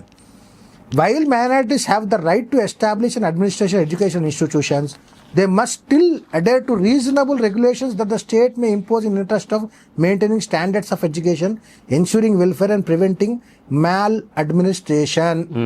Okay, మదర్సాలు పెట్టుకోమని ఇక్కడ permission ఇవ్వలేదు. మదర్సాలు పెట్టుకొని నీ మతాన్ని ప్రచారం చేసే right కేవలం మైనారిటీస్కే ఇవ్వలేదు.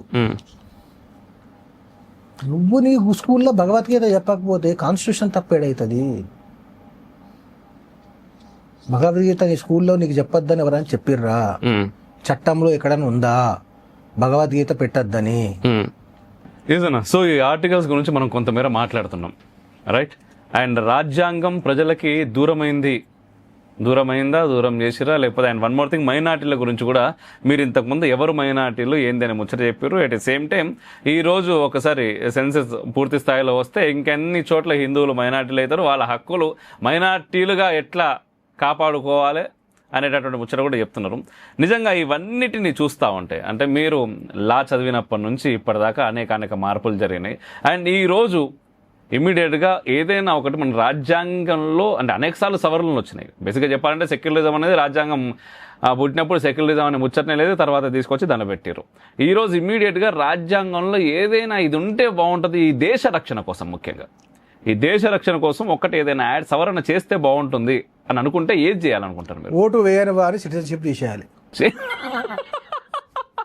కట్టి పడ్డారు కదా, అసలు మామూలుగా లేదు. బాగున్నది నిజంగా. ఓటు వేయకపోతే వాని సిటిజన్షిప్ తీసేయాలి, వాని గవర్నమెంట్ జాబ్ ఉంటే గవర్నమెంట్ జాబ్ తీసేయాలి, వానికి రేషన్ షాప్కి తీసేసేయాలి, వాని ఆధార్ కార్డు క్యాన్సిల్ చేయాలి, వాని సిటిజన్షిప్ తీసేసేయాలి. సిటిజన్షిప్ తీసేస్తే మిగతా అన్నీ ఎగిరిపోతాయి. వాడిని తీసుకుపోయి బంగాళాఖాతంలో వదిలేయాలి. A irresponsible citizen is not required to this country. This country needs a responsible citizen. That's all. Yes. Excellent. Super. అయితే మళ్ళీ మనం రోహింగ్యాల దగ్గరకు వద్దాం ఒకసారి. ఇప్పుడు ఈ రోజు హైదరాబాద్లో మామూలుగా ఏంటంటే అఫీషియల్గా ఏదో లెక్కలు అది చూపిస్తూ ఉంటాం, దానిలో 12,000 15,000 ఉన్నారు అంటారు, ఒకళ్ళు 6,000 ఉన్నారు అంటున్నారు. లేదు, ఎంతమంది ఉండొచ్చు అన్న అఫీషియల్? సభ కోసము హైకోర్టుకి వెళ్ళినప్పుడు అన్న వాదనలో భాగంగా ఇంటెలిజెన్స్ రిపోర్ట్ అని చెప్పి ఒక రిపోర్ట్ ముందు పెట్టారు. రిపోర్ట్లో 6,939 మంది రోహింగ్యాలు బాలాపూర్లో వీళ్ళు సభ చేసుకునేటువంటి ప్రాంతం నుంచి 500 మీటర్ల దూరంలో 26 సెటిల్మెంట్లలో రోహింగ్యాలు ఉన్నారు అని, ఆ రోహింగ్యాల యొక్క బయోమెట్రిక్స్ మా దగ్గర ఉన్నాయని రాష్ట్ర ప్రభుత్వం పోలీసు కలిసి ఒక రిపోర్ట్ కోర్టులో వేసింది. బాలాపూర్లోనే మనం సభ చేసుకున్నటువంటి ప్రాంతం నుండి 500 మీటర్ల దూరంలో 26 సెటిల్మెంట్లలో 6,939 మంది రోహింగ్యాలు ఉన్నారు. వాళ్ళ బయోమెట్రిక్స్ అంటే వాళ్ళ ఫింగర్ ప్రింట్స్, వాళ్ళ ఐరెటీనా, ఎవ్రీథింగ్ మా దగ్గర ఉన్నది, మేము రెగ్యులర్గా పోయి చెక్ చేస్తున్నాము అని చెప్పారు. కోర్టు ఒక క్వశ్చన్ పోస్ట్ చేసింది, మరి ఏం చేస్తున్నారు మీరు అన్నది. సార్ వాళ్ళ దగ్గర రెఫ్యూజీ కార్డ్స్ ఉన్నాయి అన్నాడు. రెఫ్యూజీస్ అంటే ఎవరు? శరణార్థులు. శరణు అర్థించే వాళ్ళు శరణార్థులు, అంతే కదా. మా అబ్జెక్షన్ ఏంటిదంటే రెఫ్యూజీస్ అనే word is not recognized under Indian law or by the constitution. రాజ్యాంగంలో కానీ దేశంలో ఉన్న రాష్ట్రాల్లో ఉన్నటువంటి ఏ చట్టాలలో కానీ కాందశికులు కానీ శరణార్థులని కానీ రెఫ్యూజీస్ అని కానీ ఎక్కడా లేదు. రెఫ్యూజీ స్టేటస్ ఎవరికి ఇస్తారని ఇంతకుముందు మాట్లాడుకున్నాం. రెఫ్యూజీ గుర్తించాలి. ప్రపంచవ్యాప్తంగా జరుగుతున్నట్టు అంతర్యుద్ధాల వల్ల మానవ జీవితం చాలా ఇంపార్టెన్స్ ఇవ్వాలి కాబట్టి అంతర్యుద్ధాలు జరుగుతున్నప్పుడు పక్క ఉన్నటువంటి దేశాలు, నేబరింగ్ కంట్రీస్ హెల్ప్ చేయాలి అని చెప్పి ఒక కన్వెన్షన్ చేసింది, యుఎన్ రెఫ్యూజీ కన్వెన్షన్ 1952లో. రెఫ్యూజీ కన్వెన్షన్లో ఏం చెప్పిందంటే యునైటెడ్ నేషన్లో మెంబర్షిప్ ఉన్నటువంటి అన్ని దేశాలు ఒకవేళ అంతర్కలహాలు, అంతర్యుద్ధాలు, కెలామిటీస్ అయినప్పుడు కానీ లేకపోతే అక్కడ బతకలేని పరిస్థితుల్లో ఉన్నప్పుడు ఆ దేశ ప్రజలను పక్క దేశాలు రెఫ్యూజీస్గా ఆదుకునే ప్రయత్నం చేయాలని ఉంది. ఆ దేశం ఆ యొక్క కన్వెన్షన్ జరిగినప్పుడు ఇండియా అవుట్ రైట్ రిజెక్ట్ చేసింది. ఎందుకు చేసింది అంటారు ఆ టైంలో? అప్పుడున్న పరిస్థితులలో దూరదృష్టితో రిజెక్ట్ చేసింది. అంత దురదృష్టి ఉండేనా 1952లో మన వాళ్ళకు? ఉండే కాబట్టి కాన్స్టిట్యూషన్లో అన్ని రాశారు. ఓకే. 1952లో కన్వెన్షన్ జరిగింది. కన్వెన్షన్లో మనం అవుట్ రైట్ రిజెక్ట్ చేసినాం. 1967లో UN refugee regulations or something, I don't remember, అది కూడా ప్రపోజ్ చేశారు. అది కూడా మనం అవుట్ రైట్ రిజెక్ట్ చేసినాం. యునైటెడ్ నేషన్స్ ఒక సంస్థను ఏర్పరిచింది, UNHCR, UNHCR is a international refugee organization. Okay. International Refugee Organization is a private samstha. It is not recognized by Government of India, even under Constitution or under any law or ordinance. ఒక NGO ఉంటుంది, registration ఉండదు. వాడు ఏం చేస్తాడంటే, బాబు ఈ దేశానికి వచ్చినావు కదా, ఈ పత్రం పట్టుకో, నువ్వు రెఫ్యూజీ అని డిక్లేర్ చేస్తాడు. చెల్తుందా? యునైటెడ్ నేషన్ HCR ఇచ్చేటువంటి రెఫ్యూజీ స్టేటస్ కార్డు చెల్లదు. రెఫ్యూజీ ఈ దేశంలో ఎవరు ఉండాలి ఎవరు ఉండద్దు అనేది చట్టం చెప్తుంది. ఆ చట్టాన్ని అమలు పరిచేటువంటి బాధ్యత ఎవరిది? ప్రభుత్వాలది. ఈ ప్రభుత్వమే రికగ్నైజ్ చేస్తలేదు, చట్టంలో లేదు కాబట్టి. Who are you to give? నీకేం స్థాయి ఉంది? నీకేముంది అర్హత? ఎవడో UNHCR వచ్చినటువంటి రెఫ్యూజీ కార్డుని తీసుకొచ్చి చెప్తున్నా. అదే mentality of the mode of the government and the police department is that ఎవడు ఏది చెప్పినా కానీ విని లా అండ్ ఆర్డర్ ప్రాబ్లం కాకుండా చూసే పనే అనుకుంటున్నారు, కానీ నేషనల్ సెక్యూరిటీ థ్రెట్గా చూడలేదు. ఎందుకు రిపీట్ చేస్తున్నా అంటే, ఈ విషయాన్ని దేశ ప్రజలు గమనించాలి. పోలీస్ వాళ్ళు లా అండ్ ఆర్డర్ ప్రాబ్లం కాదు, లా అండ్ ఆర్డర్ ప్రాబ్లం అవుతుంది అన్నంత మాత్రం నమ్మాల్సిన అవసరం లేదు. నువ్వు కూడా చట్టాలను చదవచ్చు. ఒక టైంలో చట్టం చదవాలంటే నువ్వు పోయి పుస్తకం కొనుక్కొని చదవాలి. ఇప్పుడు నీ దగ్గర ఉన్న సెల్ ఫోన్తో టైప్ చేస్తే చాలు. ఇండియన్ సిటిజన్షిప్ యాక్ట్ చదవండి, ఫారినర్స్ యాక్ట్ చదవండి, కాన్స్టిట్యూషన్ ఆఫ్ ఇండియా చదవండి, ఆర్టికల్ 19 చదవండి. మీకు తెలిసిపోతుంది క్లియర్ డిస్టింక్షన్. సిటిజన్షిప్ యాక్ట్లో ఎవరు citizens, birth, descent, naturalization, registration, ఈ 4 చేసిన వాళ్ళే సిటిజన్స్. ఈ 4 లేని వాళ్ళందరూ illegal immigrants. Illegal immigrants are governed by foreigners act. Foreigners act clearly says ఇల్లీగల్గా భారతదేశంలోకి చొరబడ్డ వాళ్ళు ఒకవేళ భారతదేశంలోకి ఎవరు రావాలి అనేది మొత్తం passport entry into India act అని యాక్ట్ చెప్తుంది. పాస్పోర్ట్ ఎంట్రీ ఇంటూ ఇండియా యాక్ట్లో if any foreigner is wishing to visit India has to get a valid visa from the officials of government of India. పక్క దేశం కూడా stamp వేసి పోరా అంటే రావడం కాదు. ఈ దేశంలో ఉన్నటువంటి సంస్థ, external affairs ministry, immigration department నీకు స్టాంప్ వేసి ఈ దేశంలో నువ్వు ఎక్కడికి పోవాలి, ఎన్ని రోజులు ఉంటావు, ఏం చేయడానికి వచ్చినావు అనే డీటెయిల్స్ ఇచ్చి నువ్వు ఇక్కడ స్టాంప్ వేసుకొని వీసా తీసుకొని ఇండియాకి రావాలి. వచ్చినాక ఇమిగ్రేషన్ చెక్ అవుతుంది. చెక్ చేసిన తర్వాత భారతదేశంలోకి ఎంటర్ అయ్యి విచ్చలవిడిగా తిరగడానికి లేదు. నువ్వు ఏ స్టేట్కి పోతున్నావు, ఎక్కడ ఉంటున్నావు అనే అడ్రస్ను ఎవ్రీ స్టేట్లో ఫారినర్స్ రీజనల్ రిజిస్ట్రేషన్ ఆఫీసర్ అని ఒక ఆఫీసర్ ఉంటాడు. ఓకే.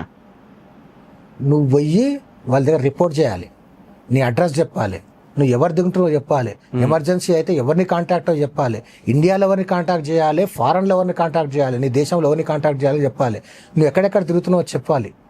చెప్పి మళ్ళీ నువ్వు రిటర్న్ పోయేటప్పుడు ఇమిగ్రేషన్లో చెక్ అవుతుంది కదా, ఎగ్జిట్ అవుతావు కదా, ఆ డాటా మళ్ళీ ఇక్కడికి వస్తుంది. అంటే ఒక వ్యక్తి భారతదేశంలోకి వచ్చి భారతదేశంకి వెళ్ళిండు అని చెప్పడానికి ఇదంతా ప్రాసెస్ ఉంటుంది. నువ్వు అర్ధరాత్రి పూట బాడలు దాటి వచ్చి ఏం చేద్దాం అనుకుంటున్నా? మరి ఇప్పుడు వీళ్ళందరూ పోలీసు వాళ్ళు, వాళ్ళందరూ శరణార్థులు, వీళ్ళు వాళ్ళ దగ్గర అన్ని డాక్యుమెంట్లు ఉన్నాయి అన్నారు కదా, ఏం డాక్యుమెంట్లు ఉన్నాయి అన్నట్టు వాళ్ళ దగ్గర? ఇదే UNHRC ఇచ్చే ప్రైవేట్ సంస్థ ఇచ్చేటువంటి ఒక స్టాంప్ వేసిన డాక్యుమెంట్. మరి వీళ్ళు ఎట్లా యాక్సెప్ట్ చేస్తున్నారు? యాక్సెప్ట్ చేస్తలేరు, యాక్సెప్ట్ చేసినట్టు నటిస్తున్నారు. They are ignoring the problem. కానీ ఇప్పుడు నేషనల్ థ్రెట్ ఇది బేసిక్ గా మీరు చెప్తున్న దాని ప్రకారం. నాకు తెలుసా నేతన్ థ్రెట్ అని, వీళ్ళకి తెలియదా? వాళ్ళకు కూడా తెలుసు, గవర్నమెంట్ గుర్తిస్తలేదు దాన్ని. ఇప్పుడు గవర్నమెంట్ లో ఉన్న పొలిటికల్ పార్టీకి పొలిటికల్ ఇంట్రెస్ట్లు ఉంటాయి.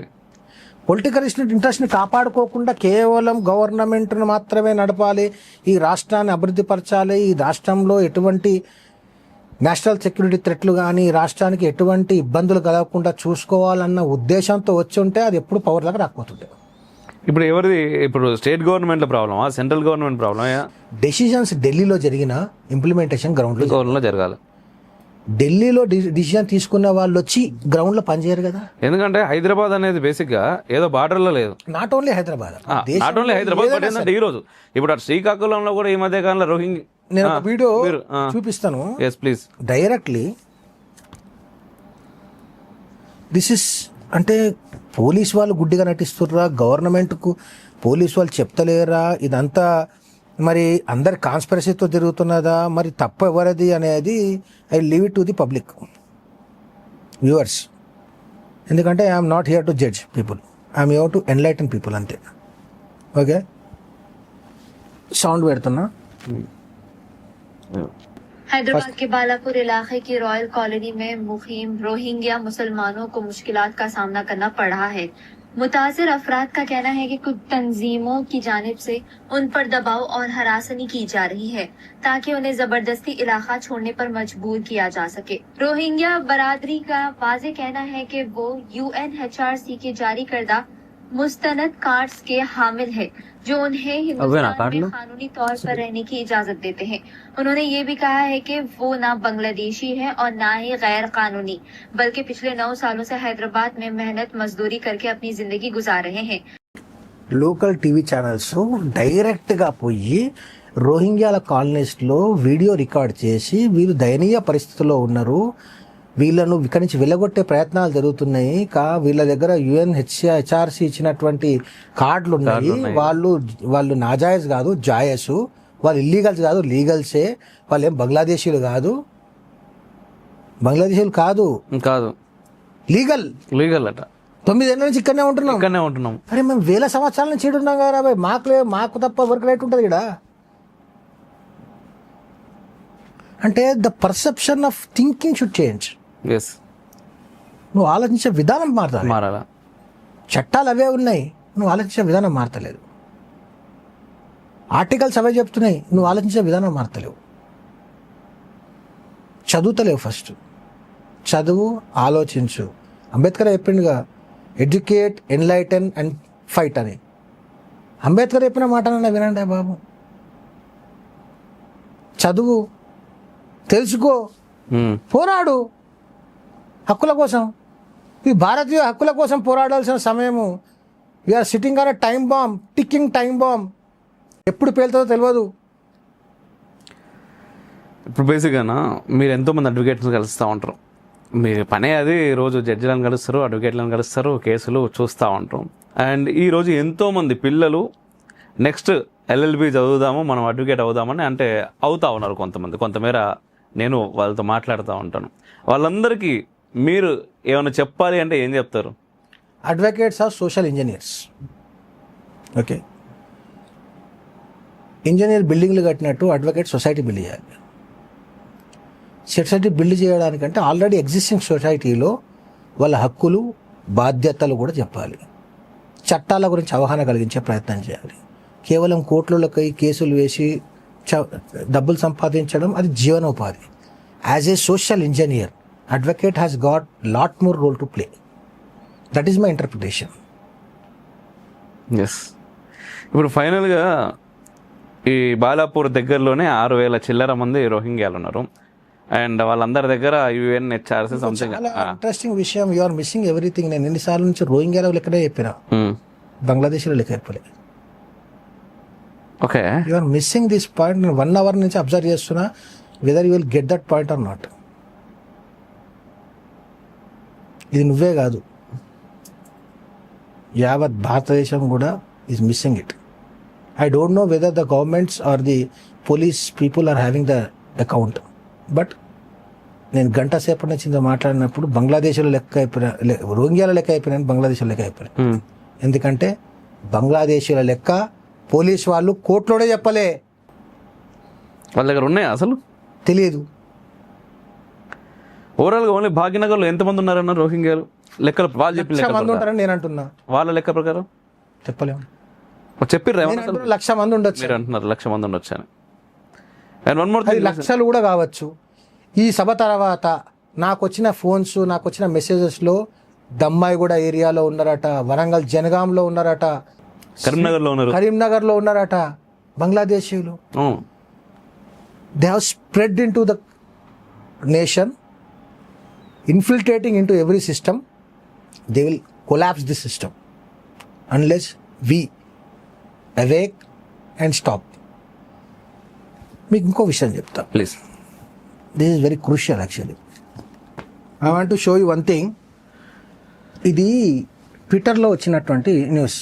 ఈ న్యూస్ ఏం చెప్తుందంటే, TMC లీడర్ అలో రాణి సర్కార్ who contested the 2021 west Bengal Vidhan Sabha poles from Bangaon Dakshin constituency turned out to be a Bangladeshi citizen. బన్గావ్ దక్షిణ్ కాన్స్టిట్యున్సీలో టీఎంసీ టికెట్ మీద విధానసభ ఎలక్షన్స్ కంటెస్ట్ చేసినటువంటి ఆలో రాణి సర్కార్ అనేటువంటి ఒక మహిళ బంగ్లాదేశ్ సిటిజన్ అని తేలింది.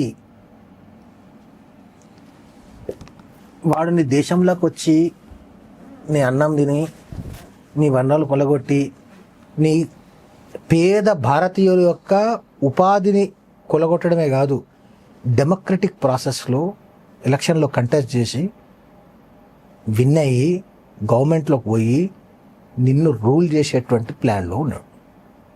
అందుకే వెస్ట్ బెంగాల్ సీఎం సుప్రీంకోర్టులో పోయి అడుక్కొని మరీ నాకు అవకాశం ఇవ్వండి అడుక్కున్నాడు, అదనలు వినిపిస్తుంది. ఎందుకు? ఎస్ఐఆర్కి వ్యతిరేకంగా కాదు, అది బంగ్లాదేశీయులను పలాయనం చేస్తున్న బంగ్లాదేశీయులను ఆపి మీకోసం నేను కొట్లాడతా అని చూపించి వాళ్ళతో మళ్ళీ ఓట్లు వేయించుకొని 4వ చీఫ్ మినిస్టర్ అయ్యే ప్రయత్నం చేస్తాం. అంటే షుడ్ అండర్స్టాండ్ ఇట్. ఏం చూస్తున్నారంటే పేపర్లో, టీవీలో, సోషల్ మీడియాలో హక్కుల కోసం పోరాడుతున్నట్టు మొదటి సిట్టింగ్ ముఖ్యమంత్రి అట. సిట్టింగ్ ముఖ్యమంత్రి కాదు, there is agenda behind it. People should see that unseen things. People should make it habit to see the unseen things. ఒక మహిళా ముఖ్యమంత్రి పోయి సుప్రీంకోర్టులో వాదన వినిపించింది, చరిత్ర సృష్టించిందట. అది న్యూస్కి బాగుంటుంది కానీ ఫ్యాక్ట్ కాదు. ఒక చిన్న విషయం చెప్తా. నెట్ఫ్లిక్స్లో ది స్పై అని ఒక మూవీ ఉంటుంది. నేను ఇజ్రాయేలీకి సంబంధించినటువంటి, నాకు ఇజ్రాయెల్ బేసికలీ చాలా ఇష్టం. ఎందుకంటే వాడు మన దేశాన్ని కాపాడుకోవడానికి చేస్తున్నటువంటి యత్నాలు చుట్టూ 7-8 ఎనిమీ కంట్రీస్, నీకు ఉన్నదే 2 కంట్రీస్, 8 ఎనిమీ కంట్రీస్ ఉండగా నీ నాశనమే వాళ్ళ పరమావధిగా పెట్టుకున్నట్టు ఎనిమీ కంట్రీస్ ఉండగా కూడా ఇంకా సర్వైవ్ అవుతూ ఫరిష్ అవుతూ ప్రతి యుద్ధంలో వాళ్ళని ఓడగొట్టి ఇంటర్నల్లీ ఎక్స్టర్నల్లీ సెక్యూరిటీ ఆలోచించేటువంటి దేశాలలో ఇజ్రాయెల్, దాని తర్వాత యుఎస్. ఇజ్రాయెలే ఫస్ట్ అంటారు, యుఎస్ ఏదైనా ఉందని. ఇజ్రాయెల్కి హాని కలిగిద్దామని పలస్తీనాలోనో, జోర్డాన్లోనో, సిరియాలోనో ఎవడన్నా కూర్చొని ఆలోచిస్తున్నాడు అని తెలిస్తే నెక్స్ట్ సెకండ్ వాడు ఆలోచిస్తున్నటువంటి చూస్తున్నటువంటి వాడి సీటు కింద బాంబు వెళ్ళిపోతుంది. నెక్స్ట్ సెకండే వాడిని కొట్టాలా వద్దా ఆలోచనలు ఉండవు ఇంకా. ఓకే, ది స్పై అని ఒక మూవీ నెట్ఫ్లిక్స్లో ఉంది, అందరూ చూడాలని నేను రికమెండ్ చేస్తున్నాను. How infiltration will effect you. అది నేను నా యాంగిల్లో చెప్తున్నా. ఇజ్రాయెల్ ఒక సామాన్యమైన వ్యక్తిని, ముసాద్ ఇంటెలిజెన్స్ ఏజెన్సీ ముసాద్ ఒక సామాన్య వ్యక్తిని హైర్ చేస్తుంది. ఆయనను బిజినెస్ మ్యాన్ లాగా ప్రొజెక్ట్ చేసి జోర్డాన్ పంపిస్తుంది. జోర్డాన్లో డబ్బులు ఇచ్చి పంపిస్తుంది. అక్కడ పోతాడు, బిజినెస్ స్టార్ట్ చేస్తాడు, ఇన్వెస్ట్ చేస్తాడు, ఇంపోర్ట్ ఎక్స్పోర్ట్స్ అంటాడు, బిజినెస్ ఇన్వెస్ట్ చేస్తాడు, పొలిటికల్ సర్కిల్స్లో ఫ్రెండ్షిప్ పెంచుకుంటాడు. అక్కడ మెల్లమెల్లగా he rises to such extent in Jordan. Damascus ఒక టైంలో డమాస్కస్ని ఒక మాటతోటి కంట్రోల్ చేసేటువంటి స్థాయికి వెళ్ళిపోతాడు Israeli spy. Okay, army officials, Jordan army అఫీషియల్స్కు, పొలిటికల్ సర్కిల్స్కి, రిపోర్టర్లకు అందరికీ లావిష్ పార్టీస్ త్రో చేస్తాడు. ఉమెనైజ్ చేస్తాడు, వాళ్ళను లిక్కర్ పార్టీస్ ఇస్తాడు, వాళ్ళకు బ్రైబింగ్ చేస్తాడు, ఎవ్రీథింగ్ చేసి మినిస్టర్ అయిపోతాడు జోర్డాన్. వన్ ఫైన్ డే విషయం తెలిసిపోతుంది, జోర్డాన్లో ఆయనను నడి రోడ్డు మీద ఉరేస్తారు. దిస్ ఈస్ రియల్ స్టోరీ, ఇది నిజంగా జరిగింది. ఈ స్టోరీ ఎందుకు చెప్తున్నా అంటే అట్లా స్పైయింగ్ని వాడుకొని పక్క దేశాలలో ప్రభుత్వాలను కూడా శాసించే లెవెల్లో ఇజ్రాయెల్ ఆలోచిస్తుంది దేశాన్ని రక్షించుకోవడానికి. ఇక్కడ ఏమవుతుంది అంటే పక్క దేశం వాడు వచ్చి మన దేశంలో దోచుకోవడమే కాకుండా డెమోక్రటిక్ ప్రాసెస్లో పాల్గొని ఎమ్మెల్యేలు, ఎంపీలు, మినిస్టర్లు అయ్యేటువంటి ప్రక్రియ స్టార్ట్ చేస్తున్నా. నువ్వు లేవకపోతే ఇంకెప్పుడు లేస్తావు అడుగుతున్నా. భారతీయుని క్వశ్చన్ ఇది, ఎప్పుడు లేస్తావు? రేపు పొద్దున 300 కార్పొరేషన్స్ అయినాయి. వెస్టెడ్ ఇంట్రెస్ట్ ఉన్న పొలిటికల్ పార్టీస్ క్యాండిడేట్ దొరకకపోతే వాడిని కూడా పెట్టి కంటాక్ట్ చేపించి వాడిని కార్పొరేటర్ చేపిస్తుంది. నీ ఇంటికి నీళ్ళు రావాలా, నీ ఇంటికి రోడ్డు రావాలన్నా, నీ ఇంటికి కరెంట్ రావాలన్నా, నీ ఇంటికి నోటీస్ రావాలన్నా, నీ ఇంటికి బుల్డోజర్ రావాలన్నా వాడు డిసైడ్ చేస్తాడు. ఇప్పుడన్నా మేల్కుంటారా లేదా? That's your choice. మెలకపోతే ఏమన్నా శాశ్వతంగా నిద్రపోతారు, ఆల్రెడీ పోతున్నారు. శాశ్వతంగా పోతారు. ఇక డిటెన్షన్ సెంటర్లో ఉండాల్సిన రోహింగ్యాలు రోజు పొద్దున చెత్త ఏరడానికో, ప్లాస్టిక్ బాటిల్ ఏరడానికో, అడ్డా కూలీలుగా పనిచేయడానికో డిఫరెంట్ దగ్గరకు పోయి పనిచేస్తున్నారు. రోహింగ్యా క్యాంపులోలా స్పూరియస్ అంటే నాసి రకం అల్లం వెల్లిగడ్డ పేస్ట్ తయారు చేసే కంపెనీలు ఏర్పడ్డాయి. వాళ్ళ దగ్గర షాపులు ఉన్నాయి, QR కోడ్స్ ఉన్నాయి, బ్యాంక్ అకౌంట్లు ఉన్నాయి. ఇంకేం ఎవిడెన్స్ కావాలి వాళ్ళు ఇక్కడ వచ్చి ఎగ్జిస్ట్ చేస్తున్నారని? ఇది ఎట్లుందంటే జాలీ LLB 2లా ఒకడు నేను బతుకున్నా అని చెప్పి ఎవరు గుర్తిస్తలేరు నన్ను, అసలు నువ్వు బతికలేవని చెప్తున్నారు, నేను బతుకున్నట్టు ఏమైనా ప్రూఫ్ కావాలి అడుగుతున్నారు. అవుతుంటే వాడు తీసుకోపోయి జడ్జితో తిట్టిపిస్తాడు, తీసుకో పక్కడికే కేసు లాగాలి అంటాడు. వాడు వచ్చి బయటకు వచ్చినాక అప్రిషియేట్ చేస్తాడు. ఎందుకు అప్రిషియేట్ చేస్తున్నారా బై, కేసు ఓడిపోయినా అంటే, లేదు నేను బతుకున్నా అని గవర్నమెంట్ నుంచి అఫీషియల్గా ఒక FIR ఉంది నా పేరు మీద, అంటే నేను బతుకున్నట్టు ఒక ప్రూఫ్ ఉంది అన్నాడు. అట్లా ఇన్ని ప్రూఫ్లు ఉన్నాక వాడు ఉన్నాడు ఈడ ఇల్లీగల్గా అని చెప్పడానికి ప్రభుత్వాలకు ఇంకేం సాక్ష్యం కావాలి అంటున్నాను నేను. రాష్ట్ర ప్రభుత్వము వాళ్ళని ఐడెంటిఫై చేసి, వెరిఫై చేసి, డీటైన్ చేసి ఈ ఇన్ఫర్మేషన్ని ఫారినర్స్ రీజనల్ రిజిస్ట్రేషన్ ఆఫీసర్ ద్వారా కేంద్ర ప్రభుత్వానికి పంపిస్తే కేంద్ర ప్రభుత్వం డిపోర్టేషన్ అనే ప్రాసెస్ స్టార్ట్ చేస్తుంది. డిపోర్టేషన్ ఎట్లా చేస్తుంది అంటే, ఏ దేశ పౌరుడు రికగ్నైజ్ చేసిందో ఆ దేశానికి పంపిస్తుంది. ఈ దేశంలో మీ దేశ పౌరుడు మా దేశంలో ఇల్లీగల్ ఉంటుండు, మేము డిపోర్ట్ చేస్తున్నాం, పలానా టైంకి పలానా డేట్ దగ్గర బార్డర్ దగ్గర క్రాస్ బార్డర్ చేస్తాము, మీరు వచ్చి తీసుకుపోవాలని చెప్తుంది. వీడు తీసుకొని పోయి వాడు పెడతాడు, వాడు వచ్చినా రాకుండా రోడ్ అవుతాడు, బార్డర్ అవుతాడు నొకేసి రావాలి. నువ్వు ఐడెంటిఫై చేయి, వెరిఫై చేయి, డీటైన్ చేయి, వాడిని డిటెన్షనే లేదు. ఇప్పుడు రూపాయల బండ్ల పేరు మీద రోజు పొద్దున్న బండ్లు తయారు చేసి రోజు పొద్దున ఇంటింటికి పోయి బండ్లు అమ్ముతున్నాడు. ఇక్కడ పేద భారతీయుడి ఉపాధి కోల్పోతుండా? That is the question. Question is not about Hindu Muslim law and order. ఇప్పుడు SIR అని మాట్లాడుతున్నారన్న. ఇప్పుడు బెంగాల్లో ఆమె మమతా బెనర్జీ కూడా SIRకి వ్యతిరేకంగా దాదాపు ఏదో 62,000 ఓట్లు ఎట్లా తీసేస్తారు మీరు అని చెప్పేసి ఆమె ఇంతకుముందు వచ్చి వాదిస్తున్నది. అది అని బాగా వైరల్ చేస్తూ ఉన్నారు. ఆమెకు ఆర్టిఫిషియల్ ఇంటెలిజెన్స్ ద్వారా మీ లెక్క నల్ల కోటు కూడా వేసి ఆ ఫోటోలు కూడా బయట బాగా పబ్లిష్ చేస్తూ ఉన్నారు. అయితే SIR రావడం ద్వారా నిజంగానే రోహింగ్యాలని, అక్రమ చొరబాటుదారులని బయటకు పంపగలుగుతారా? జరుగుతుంది? అది ఎంత మేర జరుగుతుంది? అది అంటే ఈరోజు మమతా బెనర్జీ గురించి చెప్పాలన్నా, మమతా బెనర్జీ చేసుకున్న కోర్టు గురించి చెప్పాలన్నా, లేకపోతే SIRలో చెప్పాలన్నా? ఫస్ట్ SIR గురించి చెప్పండి. ఒక దొంగ చైన్ స్నాచింగ్ చేసి ఇంటికి వెళ్ళిపోయి ఇంట్లో కూర్చొని తలుపు పెట్టుకొని కూర్చొని తింటుండు. వాళ్ళ ఇంటికి వచ్చి ఎవరైనా తలుపు తడితే వాడు ఏమనుకుంటాడు? పోలీసు వాడు వచ్చింది అనుకుంటాడు. ఎందుకంటే వాడు దొంగ కాబట్టి. తలుపు కొట్టగానే వాడు అలర్ట్ అయిపోయి ఫస్ట్ పోయి చూడండి ఒకసారి ఎవడో అని కిటికీలకి తొంగి చేసి వాళ్ళ ఇంట్లో ఫ్యామిలీ వాళ్ళు చూసి, లేదు పోలీసు వాళ్ళు కాదు, ఎవరో మఫ్టీ అంటే, ఏమో చూడు కాళ్ళకి షూస్ ఉన్నాయా, చేతికి వెపన్ ఉందా, పోలీసులా గడ్డం ఉందా, పోలీసులా కటింగ్ ఉందా, ఉంటే మా మఫ్టీలు వచ్చిరేమో పోలీసు వాళ్ళు అని భయంతో ఉంటాడు. నిజంగానే పోలీసు రూపంలో వచ్చింది అనుకో ఏం చేస్తాడు? ముంగడ డోర్ తీస్తాడా? SIR చేయడం ద్వారా ఇల్లీగల్స్ అంతా భయంతో అట్లనే పారిపోయాడు. ఎవడు వాడిని వెలగొట్టలేదు. This is the classic example. దొంగతనంగా వచ్చి ఇల్లీగల్గా వచ్చి ఇక్కడ ఇల్లీగల్గా ఉంటున్న వాళ్ళను జనరల్గానే వెరిఫై చేయడానికి లీగల్గా వచ్చే వాళ్ళని చూసి ఇల్లీగల్ పారిపోయాడు. ఇంకా 62,000 ఓట్స్ డిలీషన్ అయితే అంటున్నావు. 62,000 కాదు, 6 lakhs చేంజ్. అది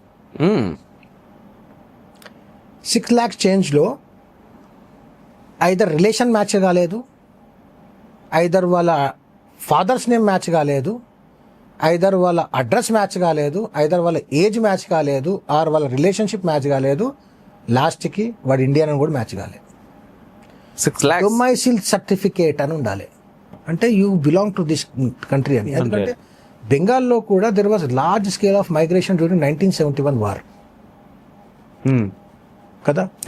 ఆ టైంలో ఏం చేశారంటే there was structural process to issue domicile certificates. Bengal అంతా ఒకటే అయిపోయారు కదా, చాలా మంది అక్కడ వాళ్ళు అరాచకం చేసిరు, పాకిస్తాన్ చేసిన అరాచకానికి తట్టుకోలేక వలసలు వచ్చేసారు. ఆ వలసలను తట్టుకోలేక ఆ వలసల వల్ల నేషనల్ సెక్యూరిటీ థ్రెట్ అవుతున్న కారణంగా హ్యుమానిటేరియన్స్ గ్రౌండ్ పేరు మీద ఆ రోజు అప్పుడున్న ప్రభుత్వము 1971 వార్ చేసి పాకిస్తాన్ ఊడగొట్టి లిబరేషన్ చేసిన తర్వాత ఎంతమంది పోయినరు? ఓడిపోతాడు, చాలా తక్కువ స్థాయిగా ఉంటుంది. నువ్వు టెంట్లు వేసి భోజనాలు పెడితే వాడిన వాళ్ళ ఇంటికి పోతాడా? నిజం. సో అట్లాంటి కొన్ని కారణాల వల్ల there was domicile certificate issued. ఆ డొమైసిల్ సర్టిఫికేట్స్ ఉన్నాయా లేవా వెరిఫై చేసి అవి ఒరిజినలా కాదా, అందుకొరకే ప్రతిసారి ఎస్ఐఆర్ మీద పోయినప్పుడల్లా వాళ్ళ కొత్త సర్టిఫికేట్ని చెప్తున్నారు. ఫస్ట్ ఆధార్ కార్డ్ మ్యాచ్ చేయాలన్నారు, తర్వాత ఓటర్ కార్డ్ అన్నారు, పాన్ కార్డ్ అన్నారు, రాష్ట్ర ప్రభుత్వం ఇష్యూ చేసినటువంటి సర్టిఫికేట్లను మ్యాచ్ చేయాలన్నారు. ఏది మ్యాచ్ చేసినా నువ్వు ఇండియన్ అయితే మ్యాచ్ అవుతుంది, ఇల్లీగల్ అయితే మ్యాచ్ అవుతుంది. లీగల్ అయితే మ్యాచ్ అయ్యేది, ఇల్లీగల్ కాబట్టి మ్యాచ్ కాలే కాబట్టి వద్దన పొమ్మనకున్నా అని 30,000 మంది 40,000 మంది పరారై వెళ్ళిపోయారు. పోయిన వాళ్ళు భారతదేశం దాటిపోయిన వాళ్ళు చాలా తక్కువ. భారతదేశంలో వేరే రాష్ట్రాలకు వచ్చిన ఎక్కువ మంది ఉన్నారు. మా రాష్ట్రానికి కూడా చాలా ఎక్కువ స్థాయిలో వస్తున్నారు. చాలా భయంకరమైన నిజాలు వచ్చే అవకాశం ఉన్నది, నిద్రపట్టదు.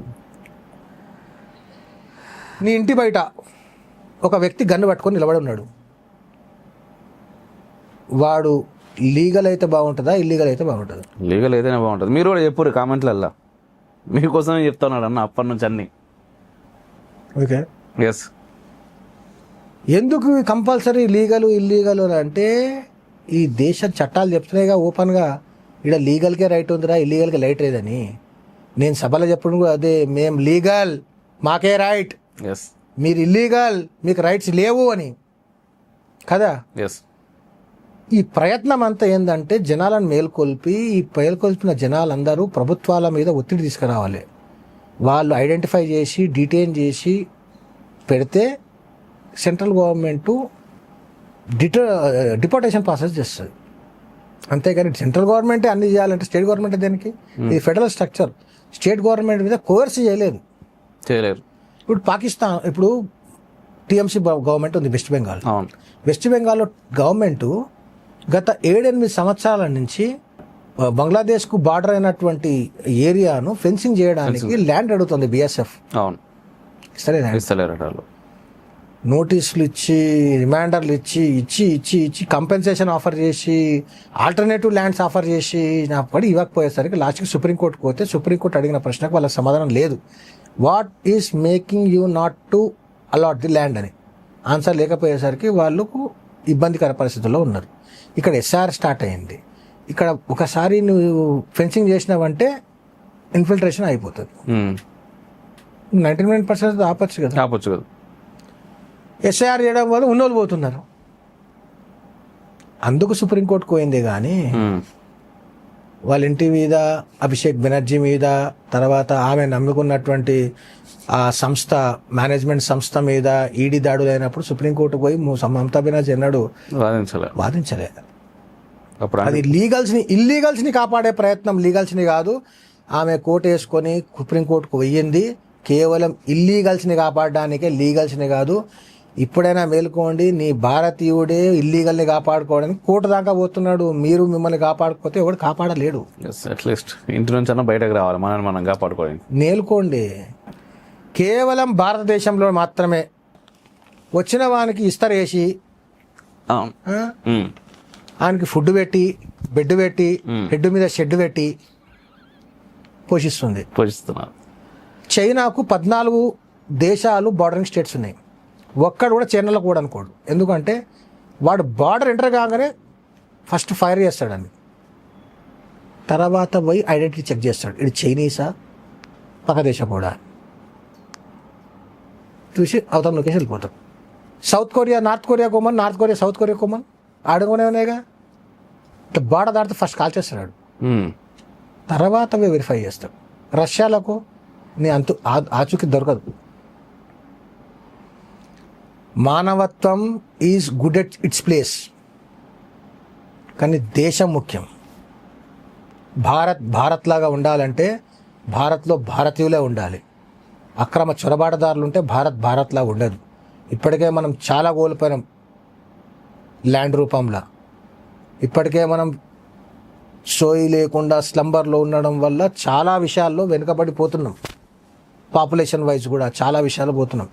ఇంకా దేశాన్ని కూడా విపత్కర పరిస్థితుల్లోకి పడేసి డెమోగ్రఫిక్స్ చేంజెస్ చేసి నేషనల్ సెక్యూరిటీ థ్రెట్గా మోపోయేటువంటి ఈ ఇల్లీగల్ బంగ్లాదేశీ రోహింగ్యాలను ఇంకా చూస్తూ వాళ్ళు మేపుతుంటే చూస్తూ కూడా సైలెంట్గా ఉంటే నీ గోతి నువ్వే తవ్వుకొని నువ్వే పడుకొని వాని జస్ట్ మట్టిగప్పమనడం కూడా తక్కువ ఉంది. అంతకన్నా ఇంకోటి లేదు. కాబట్టి భారతీయులు మేలుకోవాలి. మేలుకొని ఈ పరిస్థితిని అర్థం చేసుకొని ప్రభుత్వం మీద ఒత్తిడి తీసుకొచ్చి వాళ్ళను ఇల్లీగల్స్ని ఐడెంటిఫై చేసి వెరిఫై చేసి డిటైన్ చేస్తే మిగతాది కేంద్ర ప్రభుత్వం చూసుకుంటారు. ఎస్. సో ఖచ్చితంగా ఏం లేదు, ప్రతిదానికి మళ్ళీ ఒకటే సమాధానం ఇక్కడ ఏంటి అంటే నువ్వు బయటకు రావాలి, నువ్వు మాట్లాడాలి, నువ్వు అడగాలి. ఎంతసేపు నువ్వు ఫ్రీ బీజ్ గురించి ఆలోచించకుండా ఫస్ట్ ఆఫ్ ఆల్ నీ సెక్యూరిటీ గురించి ఆలోచించాలి. ఆ తర్వాత ఆటోమేటిక్గా దేశం కథ గుర్తొస్తుంది. చెప్పు. హిట్లరు పెద్ద సభ పెట్టిండట. సార్ మళ్ళీ ఎట్లా ఇప్పుడు ఎలక్షన్స్ వస్తున్నాయి, మళ్ళీ అందరూ జనాలు నీ మీద బాగా వ్యతిరేకంగా ఉన్నారు అని అంటే ఒక నిమిషం ఆగు అని సభకు వచ్చిందట. చేతిలో కోడిని పట్టుకొని వచ్చిందట. కోడి పట్టుకొని వచ్చి అందరముగా నిలబడి కోడి ఒక్కొక్క పీకేస్తుండు. ఈకలు మొత్తం అది గీలా కొట్టుకుంటూ పారిపోనిక ప్రయత్నం చేస్తున్నా గట్టిగా పట్టుకొని మొత్తం ఈకలన్నీ బీకేసిండట. ఒక్క ఈక లేకుండా బీకేసిండు. అది నొప్పితో విలవిలలాడుతుంటే కింద పడేసి తెత్తేసిండు. అది అక్కగా నేడుస్తుంటే జోబులో చేతి పెట్టి 4-5 గింజలు తీసిండట. గింజలు తీసి ఇట్లా కోడికి చూపించిండట. అది కోడి గింజలు చూసి దానికి ఈ హిట్లర్ కాళ్ళ దగ్గరకు వస్తే ఆ గింజలు కింద వేసిండట.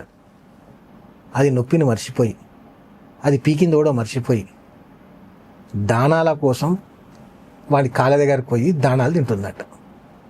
మనం కోళ్ళం అవుదామా? మన హక్కుల కోసం, మన భారతదేశం కోసం, మన దేశాన్ని రక్షించుకోవడం కోసం ఇల్లీగల్స్ని లీగల్గా వెళ్ళగొట్టమనే ప్రయత్నం చేద్దాకు మేల్కొందామా? ఇంకా ఇంతకన్నా ఎక్కువ చెప్పాల్సిన అవసరం. ఇంత చెప్పిన తర్వాత కూడా మనం ఎక్కడున్నాం, మన పొజిషన్ ఏంది అనే విషయం మనకు అర్థం కాకపోతే ఏమి ప్రయోజనం? పుట్టి కూడా ప్రయోజనం లేదు. అండ్ అదే అన్న ఒకటే ప్రశ్న అందరిలో ఉండేటటువంటి ఒక ప్రశ్న, ఈ ప్రశ్నతో ఎండ్ చేద్దాం అనుకుంటాను నేను.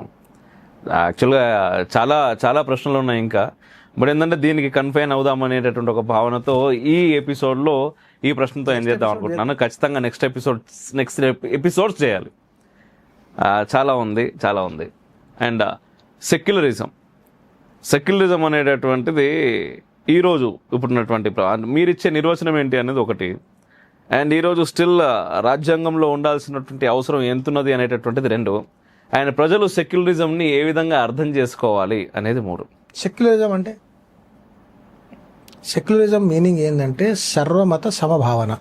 సర్వమత, మైనారిటీ మత కాదు, సర్వమత అంటే అందరూ ఉంటారు దాంట్లో. లింగ్విస్టిక్ మైనారిటీస్ ఉంటారు, రిలీజియస్ మైనారిటీస్ ఉంటారు, అందరూ ఉంటారు. ఒకరిని ఇంకొకరిని కేవలం మతం ఆధారంగా వ్యత్యాసాలు చూపించకుండా అందరినీ సమానంగా చూడడం సెక్యులరిజం. యాక్చువల్గా భారతీయ సంస్కృతిలోనే సెక్యులరిజం ఉంది. అంతే కదా, సంస్కృతిలో సెక్యులరిజం కాబట్టి ఎవరైతే పీడితంగా అంటే ఎవరి మీద అయితే ఎక్కువ అప్రెషన్ జరిగిందో, పార్సీస్ మీద, వీళ్ళ మీద అప్రెషన్, జ్యూస్ మీద అప్రెషన్ జరిగినప్పుడు వాళ్ళు మన దేశానికి వస్తే మనమే వాళ్ళకి శరణం ఇచ్చినాం, వాళ్ళనే పెంచి పోషించినాము. ఈరోజు ఎవరైతే మనం శరణం ఇచ్చినామో ఆ టైంలో పార్సీలు కానీ జ్యూస్ కానీ ఈరోజు ఏమైనారు, పాలల్లో చక్కెరలాగా కలిసి పాల మాధుర్యాన్ని పెంచారు, కానీ విషం కాలేదు. కాబట్టి ఇవాళ కూడా భారతదేశంలో కలిసిపోయి ఉన్నారు. ఈరోజు మనం చూస్తున్న టాటాలు, పెద్ద పెద్ద మన వీళ్ళంతా కూడా ఎవరు, మాణిక్షాలు, వీళ్ళంతా ఎవరు? ఈ ప్రపంచానికి మ్యాక్సిమం ఇన్వెన్షన్స్ ఇచ్చింది arms, artillery, defence system, radar system విషయంలో అత్యధికమైనటువంటి నోబెల్ ప్రైజులు గెలుచుకొని అత్యధికమైనటువంటి ఇన్వెన్షన్ చేసినటువంటి వాళ్ళు ఎవరు? యూదులు, జ్యూస్. వాళ్ళకు మన శరణం ఇచ్చినాం. వాళ్ళు మనకు ఇవాళ సైన్స్, టెక్నాలజీ, రాడార్, సర్వేలెన్స్ విషయంలో మనకు హెల్ప్ చేస్తున్నారు. బంగ్లాదేశీయులు ఏం చేశారు మనకు? మన భారతీయులు కాకుండా అక్కడ కేవలం హిందూ అన్నటువంటి ఒకటే ఒక కారణంతో బతుకున్న వాడిని కొట్టి చెట్టుకు వేలాడదీసి కాల్చి చంపారు. రోహింగ్యాలు ఎవరు?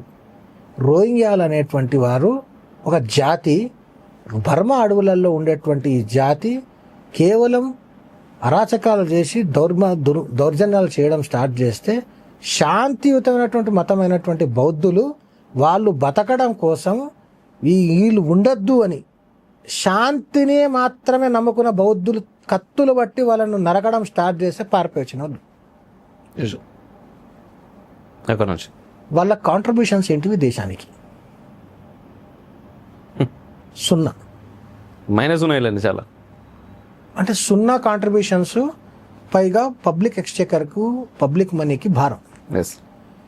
కాబట్టి ఈ టర్మ్స్లో ఆలోచించైనా సరే నీ ఇంటిని దోచుకోవడానికి వచ్చిందన్న ఒక భయం, బాధతోటన్నా మేల్కోవాలన్న విషయం చెప్తుంది.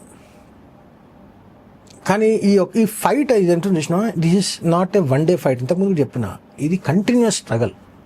ఎప్పటి వరకు అంటే till the last illegal is kicked out of this country. అంటే ఎంతమందిని మేల్కొల్పాలి, ఎన్ని ప్రభుత్వాలు చైతన్యవంతం కావాలి, ఎంతమంది యాక్షన్ తీసుకోవాలనేది తర్వాత. కానీ మనం ఏం చేస్తున్నప్పటికీ ఈ యొక్క మెసేజ్ను, ఈ యొక్క స్ట్రగుల్ కంటిన్యూస్ చేస్తేనే ఇది సక్సెస్. స్టార్ట్ చేసి వదిలేస్తే ఇది కాదు. అండ్ వన్ మోర్ థింగ్, మీరు ఇంతకుముందు చెప్పినట్టుగా, ఫస్ట్ చెప్పినట్టుగా ప్రసంగాలతో మాత్రమే, ప్రసంగాలు అవసరమే కాదన్న, కానీ ప్రసంగాలతో మాత్రమే మార్పు వస్తుంది అనుకుంటే ఈ రోజు ఉన్నటువంటి సమాజానికి దేశం అట్లా లేదు. అండ్ కట్టి లేపి పంపించేటువంటి అవసరం ఉన్నది. కట్టి లేపిన తర్వాత వాడికి ఎందుకు లేచిండు అనేది విషయం కూడా చెప్పాలి కదా. నీకు థ్రెట్ ఉంది కంట్ల ముంగట అనే విషయాన్ని మనం ఏలుకొల్పాలి. మనం ఎవరి మీద దాడి చేయమంటలేం, ఎవరిని కొల్లగొట్టలేమంటే, ఎవరిని చంపమంటలేం. కేవలం చట్టాన్ని అమలు చేసి లీగల్గా ఇల్లీగల్లో వెళ్ళగొట్టే ప్రయత్నం చేయమని ప్రభుత్వాన్ని చెప్తున్నాం అంతే. అది కూడా తప్పైపోతే if calling an illegal as illegal is illegal, then I will do that illegal job unapologetically till the last illegal is kicked out of my country. This is not hate. This is law. Yes. And this is only against a war between legals and illegals. అంతే. And ఇక్కడ ఎవడు లీగలో ఎవడు ఇల్లీగలో మీరు అర్థం చేసుకోవాలి. And one more thing, ఇది ఎందుకంటే ఆ ఇల్లీగల్ వాళ్ళకి సపోర్ట్ చేయడానికి కూడా లీగల్స్ పోతున్నారు. అది మన కర్మ, మన దౌర్భాగ్యం. కేవలం రాజకీయ లబ్ధి కోసం. నేషనల్ సెక్యూరిటీని కూడా పనంగా పెట్టి రాజకీయ లబ్ధి కోసం గవర్నమెంట్ లో ఉండి మళ్ళా ఇల్లీగల్స్కే పనిచేయడానికి, ఇల్లీగల్స్ కోసము సుప్రీంకోర్టుకి పోతున్నటువంటి లీగల్ అని చూసి జాలిపడాలా, బాధపడాలా అని అర్థం కాని పరిస్థితిలో ఉన్నాం. సో ఆ కోళ్ళం అవుదామా, ఒకటే మాట అన్నారు యాక్చువల్గా. కోళ్ళం అవుదామా, కాళ్ళ దగ్గర కోడిం అవుదామా, లేదు అంటే ఇల్లీగల్ మీద యుద్ధం చేసి ఇల్లీగల్ అవుదామా, సింపుల్గా అంతే. అంతకించిన భారీ పదాలు నేను కూడా వాడదలుచుకోలేదు ఇంటర్వ్యూలో. రైట్ నా, నిజంగా చాలా చాలా ప్రశ్నలకి చాలా చక్కని సమాధానాలు అర్థమయ్యే దాంట్లో చెప్పారు. ఎట్ ది సేమ్ టైం నాకు తెలిసి చాలా మందికి చాలా ప్రశ్నలకు సమాధానాలు దొరికినాయని నేను అనుకుంటున్నాను. అండ్ మీ పోరాటం అనేది చెప్తాను ఖచ్చితంగా. నాది కాదని చెప్పి మీ బాధ్యతగా మీరు స్వీకరించారు. పోరాటం కాదు ఇది, అయినప్పటికీ ఒక ఆర్గనైజేషన్ గా, ఒక గ్రూప్ ఆఫ్ పీపుల్ గా, వాళ్ళ వాయిస్ గా నేను చెప్పే ప్రయత్నం చేస్తున్నా అంతే. ఇది నా ఒక ఇండివిజువల్ పోరాటం కాదు. ఎస్. అండ్ మీరు సదా ఎప్పుడు ఇంతే ఆరోగ్యంగా అండ్ ఇదే ఇజ్జీలతో ఇప్పుడు ఏదైతే ఉన్నారో అదే దాంతో ఆ తల్లి ఇంకా అద్భుతమైనటువంటి శక్తిని మీకు ఇవ్వాలని మనస్ఫూర్తిగా నేను కోరుకుంటున్నాను. ఎందుకంటే మీలాంటి వాళ్ళ అవసరం నిజంగా ఈరోజు ఈ దేశానికి, ఈ ధర్మానికి చాలా చాలా చాలా ఉంది. అండ్ వన్ మోర్ థింగ్, ఒక ప్రశ్న నేను మధ్యలో మర్చిపోయాను. యాక్చువల్గా అక్కడ కార్యక్రమం జరుగుతున్నప్పుడు ఒక హిందీ ఛానల్ వచ్చేసి ఇది ముస్లిం ఆ అబ్బాయి తను ఇది ధర్మరక్షణ సభ అనే పేరు ఎందుకు పెట్టిరు మీరు అంటే? వాళ్ళ లీగల్ ఈ సభ కేవలము ముస్లింలకు వ్యతిరేకంగా ఆయన సభ అన్న ఉద్దేశంతో ఓన్లీ టు కార్నర్ చేయడానికి మాత్రమే, ఇరకాటంలో పెట్టడానికి మాత్రమే వచ్చాడు.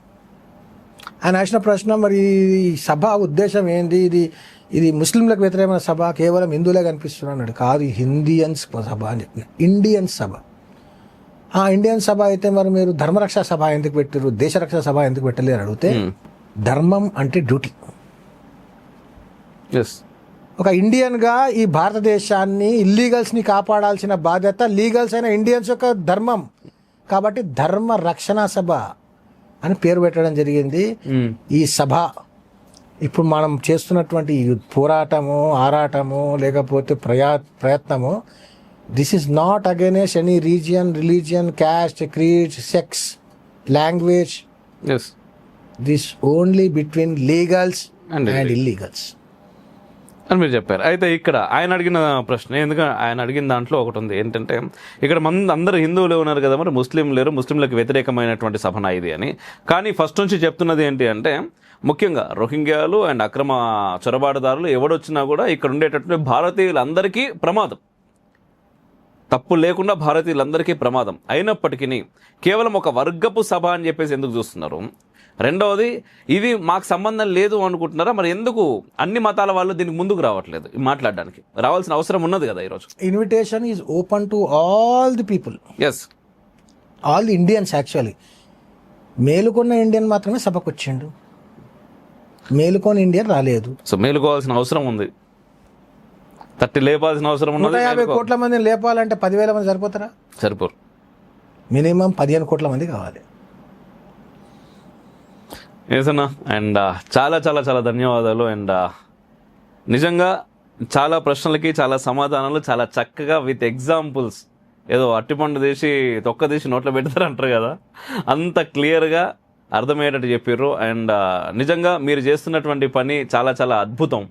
నేను మొదటి నుంచి చూస్తున్నాను, దాదాపుగా నేను ఒక 14-15 సంవత్సరాల నుంచి మిమ్మల్ని చూడటం, దూరం నుంచి చూడటం, మీ గురించి వినటం చేస్తున్నాం. మీరు చాలా సందర్భాల్లో 2004లో ఆ తర్వాత చదివాను నేను కొన్ని సందర్భాల్లో. యాక్చువల్గా సామాన్యులు అంటే కార్యకర్తల గురించి కావచ్చు, అక్రమంగా ఏదైనా కేసులు అది అవుతుందన్న అటువంటి విషయాల్లో కూడా ఖచ్చితంగా అన్న నిలబడతాడు మా కోసం అనేటటువంటి మాట నేను చాలా సందర్భాల్లో చాలామంది వ్యక్తుల దగ్గర నేను విన్నాను. ఎందుకంటే ఈరోజు సమాజం కోరుకుంటుంది, అంటే నిజంగా హిందూ సమాజం కొన్ని వందల సంవత్సరాల దాడులు వాళ్ళపైన జరిగినాయి. నిజంగా ఈరోజు బయటకు రావట్లేదు అంటే దానికి అనేక కారణాలు ఉన్నాయి. ఇంటికి ఒకడో ఇద్దరో ఉన్నారు, వాడు బయటకు వస్తే వాడి పరిస్థితి ఏందనేటటువంటి తల్లిదండ్రుల ఆందోళన, అండ్ గత ప్రభుత్వాలు మన పైన చేసినటువంటి అనేక దారుణాలు, దాంతో పాటుగా మన అసలైనటువంటి చరిత్ర మనకు తెలియదు. 1857 మొదటి స్వతంత్ర సమరం జరగక ముందు, జరిగిన తర్వాత somewhere around, I'm missing the date, British parliament ఒక బెస్ట్ ఆఫీసర్ని పంపించింది భారతదేశానికి. ఆయన పేరు Thomas Babington Macaulay. Okay. Thomas Babington Macaulay భారతదేశానికి వచ్చి భారతదేశంలో 14 సంవత్సరాలు ఇక్కడ ఉన్నాడు. అంటే మొత్తం 14-12 సంవత్సరాలు ఉండి మొత్తం తిరిగి చూసి మళ్ళీ ఇంగ్లాండ్ పార్లమెంట్కి పోయి అక్కడ ఒక స్టేట్మెంట్ రిపోర్ట్ చదువుతుండు. ఏం చదువుతుండంటే, I have travelled the length and breadth of India, I have never seen a thief, I have never seen a beggar, I have seen such a wealth in India that rivers of wealth flow from every house in India అన్నాడు. People in India will never count they way their wealth అన్నాడు. లెక్క పెట్టలేరు, ఇట్లా తరాజులో వే చేస్తారట, ఇట్లా రాసులు పోసి, అంత వెళ్తుంది. I have seen such a culture, I have seen such a education system, such a morality, such a discipline, such a self confidence. అంతా చెప్పినాక, after my total research, what I have come to conclusion is that if we want to enslave this country for another 500 years, we have to break the backbone of India. And the backbone of India is India's education system. That is how they brought laws. 1000 years of enslavement law, 800 years of enslavement was done by force. Kattulu, లూటీలు, మానభంగాలు, గుళ్ళను తొలగొట్టడం, గుళ్ళను కూల్చడం, మత మార్పులు చేయడం చేసి చేసి చేసి చేసి వీళ్ళంతా అలసిపోయారు. విధర్మీయులు, ఎడారి మతాలలో ఒక మతం వాళ్ళు. కానీ British people were the most intelligent people. వాడు ఈ దేశానికి వచ్చి రీసెర్చ్ చేసి ఏం చేసిండంటే ఈ దేశాన్ని ముక్కలు చేయాలి, ఈ దేశాన్ని బ్రేక్ చేయాలి అంటే ఏం చేయాలన్నాడంటే ఈ దేశం యొక్క ఎడ్యుకేషన్ సిస్టమ్ని బ్రేక్ చేయాలి బై లా. రాత్రికి రాత్రి నీకు ఒక చట్టం వస్తుంది. ఆ చట్టం ఏం చేస్తుందంటే భారతదేశంలో గురుకులాలు నిషేధం, ఇల్లీగల్ అని చెప్పేస్తుంది. నెక్స్ట్ డే పోలీసులు పోతారు, గురుకులాలు గులగొట్టేస్తారు, అక్కడ ఉన్నటువంటి గురువులను అరెస్ట్ చేస్తారు, ఎవరైతే రెసిస్ట్ చేస్తారో చంపేస్తారు. ఎందుకంటే ఇల్లీగల్ కాబట్టి. రాత్రికి రాత్రి ఈ భారతదేశంలో ఉన్నటువంటి అడవులు మొత్తము బ్రిటిష్ సంపద, ఎవరు పుల్ల కూడా ఏరద్దని చెప్తాడు. అప్పటి వరకు వంట సరుకుగా వాడేటువంటి ఈ పుల్లలను ఏరే వాళ్ళందరినీ తీసుకుపోయి జైళ్ళలో పెట్టారు. భారతదేశంలో రాత్రికి రాత్రి ఒక చట్టం వస్తుంది. ఇక్కడ మైనింగ్, మినరల్స్ తయారు చేయడము నిషేధం.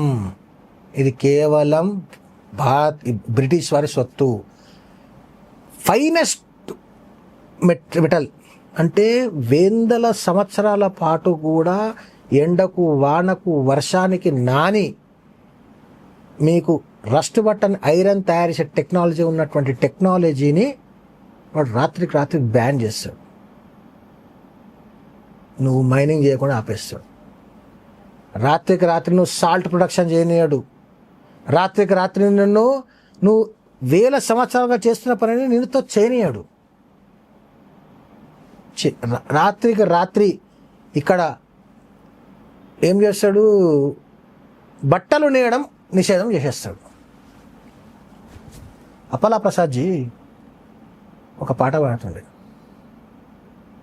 స్వతంత్రమైతే సాధించాము, ఫలితం ఏముంది, ఇంకా బానిసత్వముంది, తీరని భావదాస్యముంది. స్వదేశంబున స్వావలంబనను సాధించగరండి, స్వతంత్రం సాధించగరండి. ఈస్ట్ ఇండియాను కంపెనీ ఇక్కడ వ్యాపారము చేసే, మనలను బానిసలుగా చేసే. నేత కార్మికుల చేతులు నరికి పరిశ్రమల మూసే, మన సంపదలను దోచే. నేత కార్మికుల చేతులు నరికేసారట లా తెచ్చి. నేత కార్మికుల ఆ కళ ఉంటుంది చూసినావా, అది జనరేషన్స్ తర్వాత పాస్ కాలేదు. ఆ మెటల్ తయారు చేసే టెక్నాలజీ చూసినా జనరేషన్స్ తర్వాత పాస్ కాలేదు. ఆ గురుకులాల్లో ఏదైతే వ్యవస్థ ఉండనో అది జనరేషన్ తర్వాత రాలేదు. కాన్వెంట్ స్కూల్ పెట్టిండు. భారతదేశంలో ఫస్ట్ లిక్కర్ షాపు కలకత్తాలో పెట్టిండు. Because Calcutta was the first capital of British India. First liquor shop కలకత్తాలో, first slaughter house Calcutta, first brothel house Calcutta. తీసుకొచ్చి నీ ఎడ్యుకేషన్ సిస్టమ్ని పాడు చేసి జనరేషన్స్ ఎడ్యుకేషన్ లేకుండా చేసి వరల్డ్ నెంబర్ 1 లిటరసీ రేట్ ఉన్నటువంటి భారతదేశాన్ని వరల్డ్స్ లోయెస్ట్ లిటరసీ రేట్ చేసి కేవలం చట్టాల ద్వారా చేసి ఈ భారతదేశాన్ని 500 సంవత్సరాలు పాలించడానికి స్కెచ్ చేసిపోయాడు. We're still colonised, we need decolonised minds. That's all. We're going deeper into some other subject. లేదన్న అదర్ సబ్జెక్ట్ కాదు, యాక్చువల్గా ఇదే అసలైన మన భారతదేశ చరిత్ర. నిజంగా మీరు చెప్తుంటే నా కళ్ళలో నీళ్ళు తిరుగుతున్నాయి. చూస్తున్నా, కనిపిస్తుంది. అంటే ఈ దేశంలో ఈరోజు మనం బ్రతుకుతున్నటువంటి బ్రతుకు మన బ్రతుకు కాదు. ఈ దేశానికి వచ్చి కొల్లగొట్టడానికి వచ్చిన ప్రతి నా కొడుకు ఈరోజు మాట్లాడుతున్న ముచ్చట్లు ఏంటంటే వాళ్ళ గురించి మనం చాలా గొప్పలుగా చదువుకున్నాం, వాళ్ళ గురించి చాలా గొప్పలుగా మనం రాసినాం. వ్యవస్థలను ఏర్పాటు చేయడానికి బ్రిటిష్ వాళ్ళు చేసిన కుట్ర ఏంటంటే only to fool the people they have made some conspiracies. వాడు కేవలం ఇండియాలో పండేటువంటి ఫైనెస్ట్ కాటన్ని బ్రిటన్కు పంపడానికి వాడు ముంబై నుంచి గుజరాత్లో ఉన్నటువంటి సమ్ ప్లేస్కి వెళ్ళి ఒక రైల్వే లైన్ వేసింది. First railway line India was laid for Britishers by Britishers to export finest quality of cotton to Britain. For British. అక్కడ పోయి బట్టలు తయారు చేసి అవి తీసుకొచ్చి ఇక్కడ అమ్మేవారు. అందుకే విదేశీ వస్తు బహిష్కరణ పేరు మీద బట్టలు కాల్చేసారు తిలక్, గాంధీ, డాక్టర్జీ. ఇక్కడ సాల్ట్ ప్రొడక్షన్ ఆపేసి ఇంగ్లాండ్లో నుంచి సాల్ట్ తీసుకొచ్చి ఇక్కడ అమ్మే ప్రయత్నం చేశారు. అందుకే సాల్ట్ సత్యాగ్రహం వచ్చింది.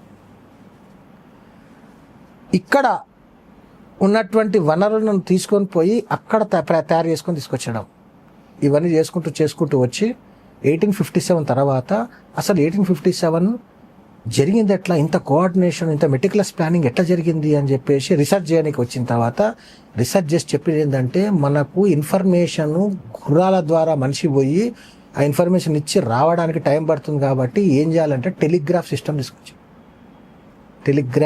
టెలిగ్రాఫ్ ఇవన్నీ కేవలం to facilitate themselves to rule this India.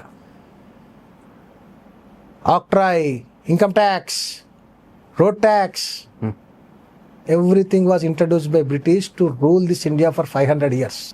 ఏమైంది, ఎంత అయిందంటే ఆ టైంలో లెక్కల ప్రకారము దాదాపు 10 కోట్లేమో వసూలైనాయి. 1857లో ఆర్మ్స్ ప్రొక్యూర్ చేయడానికి సమ్ 10 crores. 1857లో 10 కోట్లు. బా, ఇన్ని పైసలు ఎట్లకలు వచ్చినాయి అని అంటే, భారతీయుల దగ్గర డబ్బును వాళ్ళకు అవసరం ఎంతో అంతే వాడుకొని మిగతా అది గురుకులాలకు, దేవాలయాలకు, దాన ధర్మాలకు కాకుండా ఇట్లా దేశం కోసం పనికొచ్చే వాటికి కూడా దాన ధర్మాలు చేసేవాళ్ళు. అంటే భారతీయుల దగ్గర అంత డబ్బు ఉండనియద్దంటే ఏం చేయాలంటే ఇన్కమ్ ట్యాక్స్ ఎంత, రూపాయి మీద 98 పైసలు ఇన్కమ్ ట్యాక్స్. నువ్వు 100 సంపాదిస్తే 98 పైసలు వానికి కట్టాలి, 2 పైసలు దగ్గర ఉంటాయి కాబట్టి నువ్వు బిచ్చపోను మీద. నీ దగ్గర ఉన్నది మొత్తం కొల్లగొట్టడానికి తురుష్కులు, మహమ్మదీయులు, పార్చుగీసు, ఇచ్చుగీసు ఎవడెవడు వచ్చిండు అందరూ నీ మీద ఫోర్స్ ఉపయోగించాడు. బ్రిటిష్ వాడు ఒకటి తెలివి ఉపయోగించి చట్టాలు తెచ్చాడు. కాబట్టి చట్టం తెలుసుకుంటేనే ఇవన్నీ తెలుసుకుంటారు, లేకపోతే తెలుసుకోలేరు. అండ్ మరోసారి అంటే ఇంతమంది వచ్చి మనల్ని పాలించి ఇంత దోచుకొని పోయిన తర్వాత కూడా మనకు సిగ్గు లేకుండా స్టిల్ ఇప్పటికీ రోహింగ్యాల మైండ్లో ఉన్నాం. కొలనైజ్డ్ మైండ్ ఏంటంటే we are still under impression that somebody will come and do for something. Nobody is coming for you. You have to do it yourself. Decolonize your mind అని చెప్తున్నాం. అంతే. Decolonizing the mind. After 2014 we can see rapid changes. కానీ డికాలనైజేషన్ సిస్టంలో కాదు, మనుషులలో రావాలి, మనిషి బ్రెయిన్లలో రావాలి. అప్పుడే సిస్టమ్. అప్పలా ప్రసాద్ జీ పాట చిన్నప్పుడు విన్న పాట ఇప్పటిదాకా గుర్తుంది. కాళ్ళు స్వదేశీ, చెప్పులు విదేశీ, ముఖము స్వదేశీరా, నీ సబ్బే విదేశీరా. అది చెప్పుతుంటే కూడా సిగ్గు అనిపించాలి వినడానికి మనకు. అంతే కదా. ఈరోజు ఈ కోర్ట్ సిస్టమ్ ఉంది కదా, ఇది కూడా బ్రిటిష్ ఇంట్రడ్యూస్. దీన్ని డికాలనైజ్ చేయడానికి government of India is bringing changes in laws. Advocates యాక్ట్లో లాస్ చేంజ్ చేసుకుంటూ చాలా ఉన్నాయి. డికాలనైజ్ చేయాలి, అవసరాన్ని బట్టి వీలుని బట్టి చేయాల్సిన పనులు చేయొచ్చు. Some people will take it wrongly. నువ్వు పాయింట్ ఎంత వేసుకున్నావు, షర్ట్ ఎంత వేసుకున్నావు, ఎందుకు బట్టలు లేకుండా తిరుగుతామా? తిరగం కదా. అలవాటు కొన్ని జనరేషన్స్ పాటు జరిగినటువంటి అలవాటులో ఇది జరిగింది. ఇప్పుడు కొత్త విషయాలన్నీ బయటకు వస్తున్నాయి. సండే హాలిడే ఎందుకు పెట్టిండు? Only to make you distant from your temple, close to their church. మరోసారి మళ్ళీ అంటే చివరికి రోహింగ్యాల చేతిలో కూడా మనం అడుక్క తినకుండా, వాళ్ళు వచ్చి మన మీద పరిపాలన, రాజ్యం మేలకుండా ఉండాలంటే అట్లీస్ట్ ఈ బ్రతుకులన్నా మనం మిగిల్చుకోవాలనుకుంటే మీకు కళ్ళు తెరవాలి. This is not for you, this is for our future generations. ఖచ్చితంగా మీరు ఎంత చేసినా ఏం చేసినా. ఇంత పెద్ద మొగోడు మా నాన్న, ఇంత పెద్ద మొగోడు మా తాత ఉండే, కానీ రోహింగ్యాల బంగ్లాదేశ్ వెళ్ళగొట్టకుండా మా జీవితాలు ఇట్లా ఖరాబ్ చేసేసిండు అని చెప్పి మీ ఫ్యూచర్ తరాలు, మీకు పిండాలు పెట్టే మీ ఫ్యూచర్ తరాలు మిమ్మల్ని తిట్టుకోకుండా పెట్టాలంటే మీరు నీ కోసం కొట్లాడాలి. ఇంతకన్నా సెంటిమెంటల్ గా కూడా చెప్పలేదు, అవసరం లేదు కూడా, ఇంతకు మించి దిగజారడం కూడా అవసరం లేదు నిజంగా. అండ్ ఫైనల్ గా అన్న మీరు చాలా అద్భుతంగా పాడుతున్నారు. అండ్ ఇంకొక సాంగ్ పాడి ఎండ్ చేద్దాం.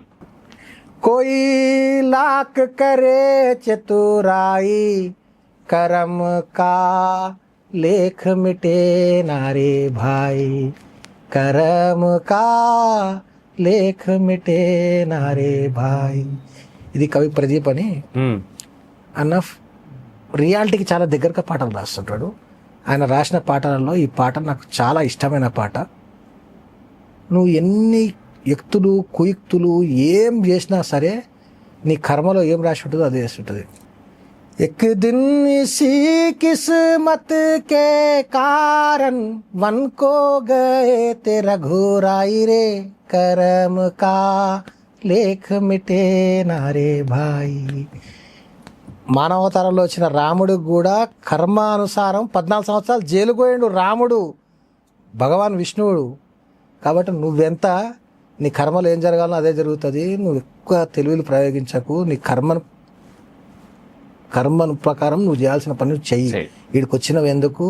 మానవ ధర్మము, భారతీయ ధర్మము, క్షాత్ర ధర్మము ఇవి నిర్వహించి దేశాన్ని ధర్మాన్ని రక్షించు అన్నది నా ఇంటర్ప్రిటేషన్. That's all. అద్భుతం. ఒక తెలుగు పాట. జిస్నే మరనా सीख लिया है जीने का अधिकार उसी को जो कांटों के पथ पर आया फूलों का उपहार उसी को जिसने गीत रचाए अपने तलवारों के झन झन स्वर पर जिसने विप्लव गान अलापे रिम झिम गोली के वर्षम पर जो बलिदानों का प्रेमी है जगनी का प्यार उसी को जिसने मरना सीख लिया है जीने का अधिकार उसी को हंस हंस कर एक मस्ती लेकर जिसने सीखा है बलि होना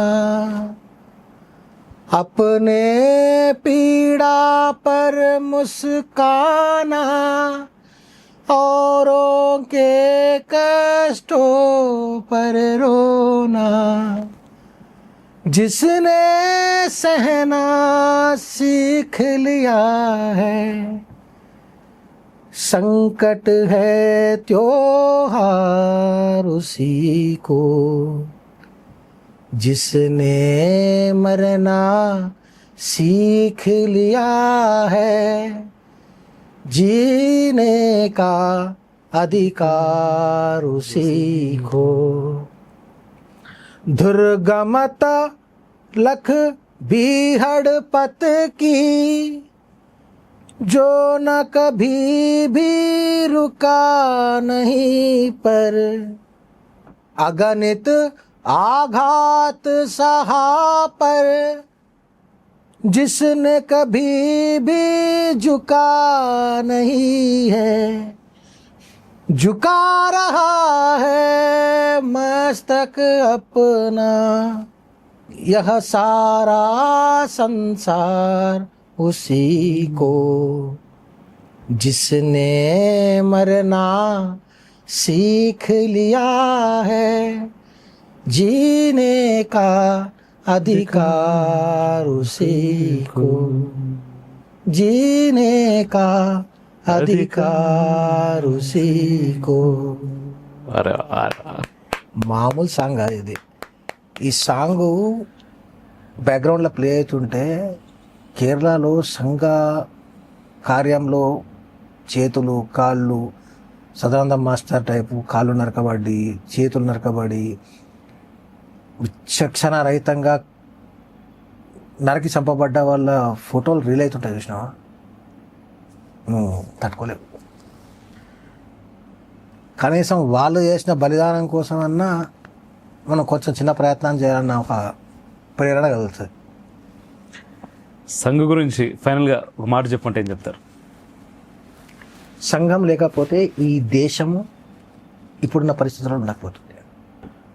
రైట్ నా రైట్, చాలా చాలా చాలా ధన్యవాదాలు. ధన్యవాదాలు. జై హింద్. జై హింద్.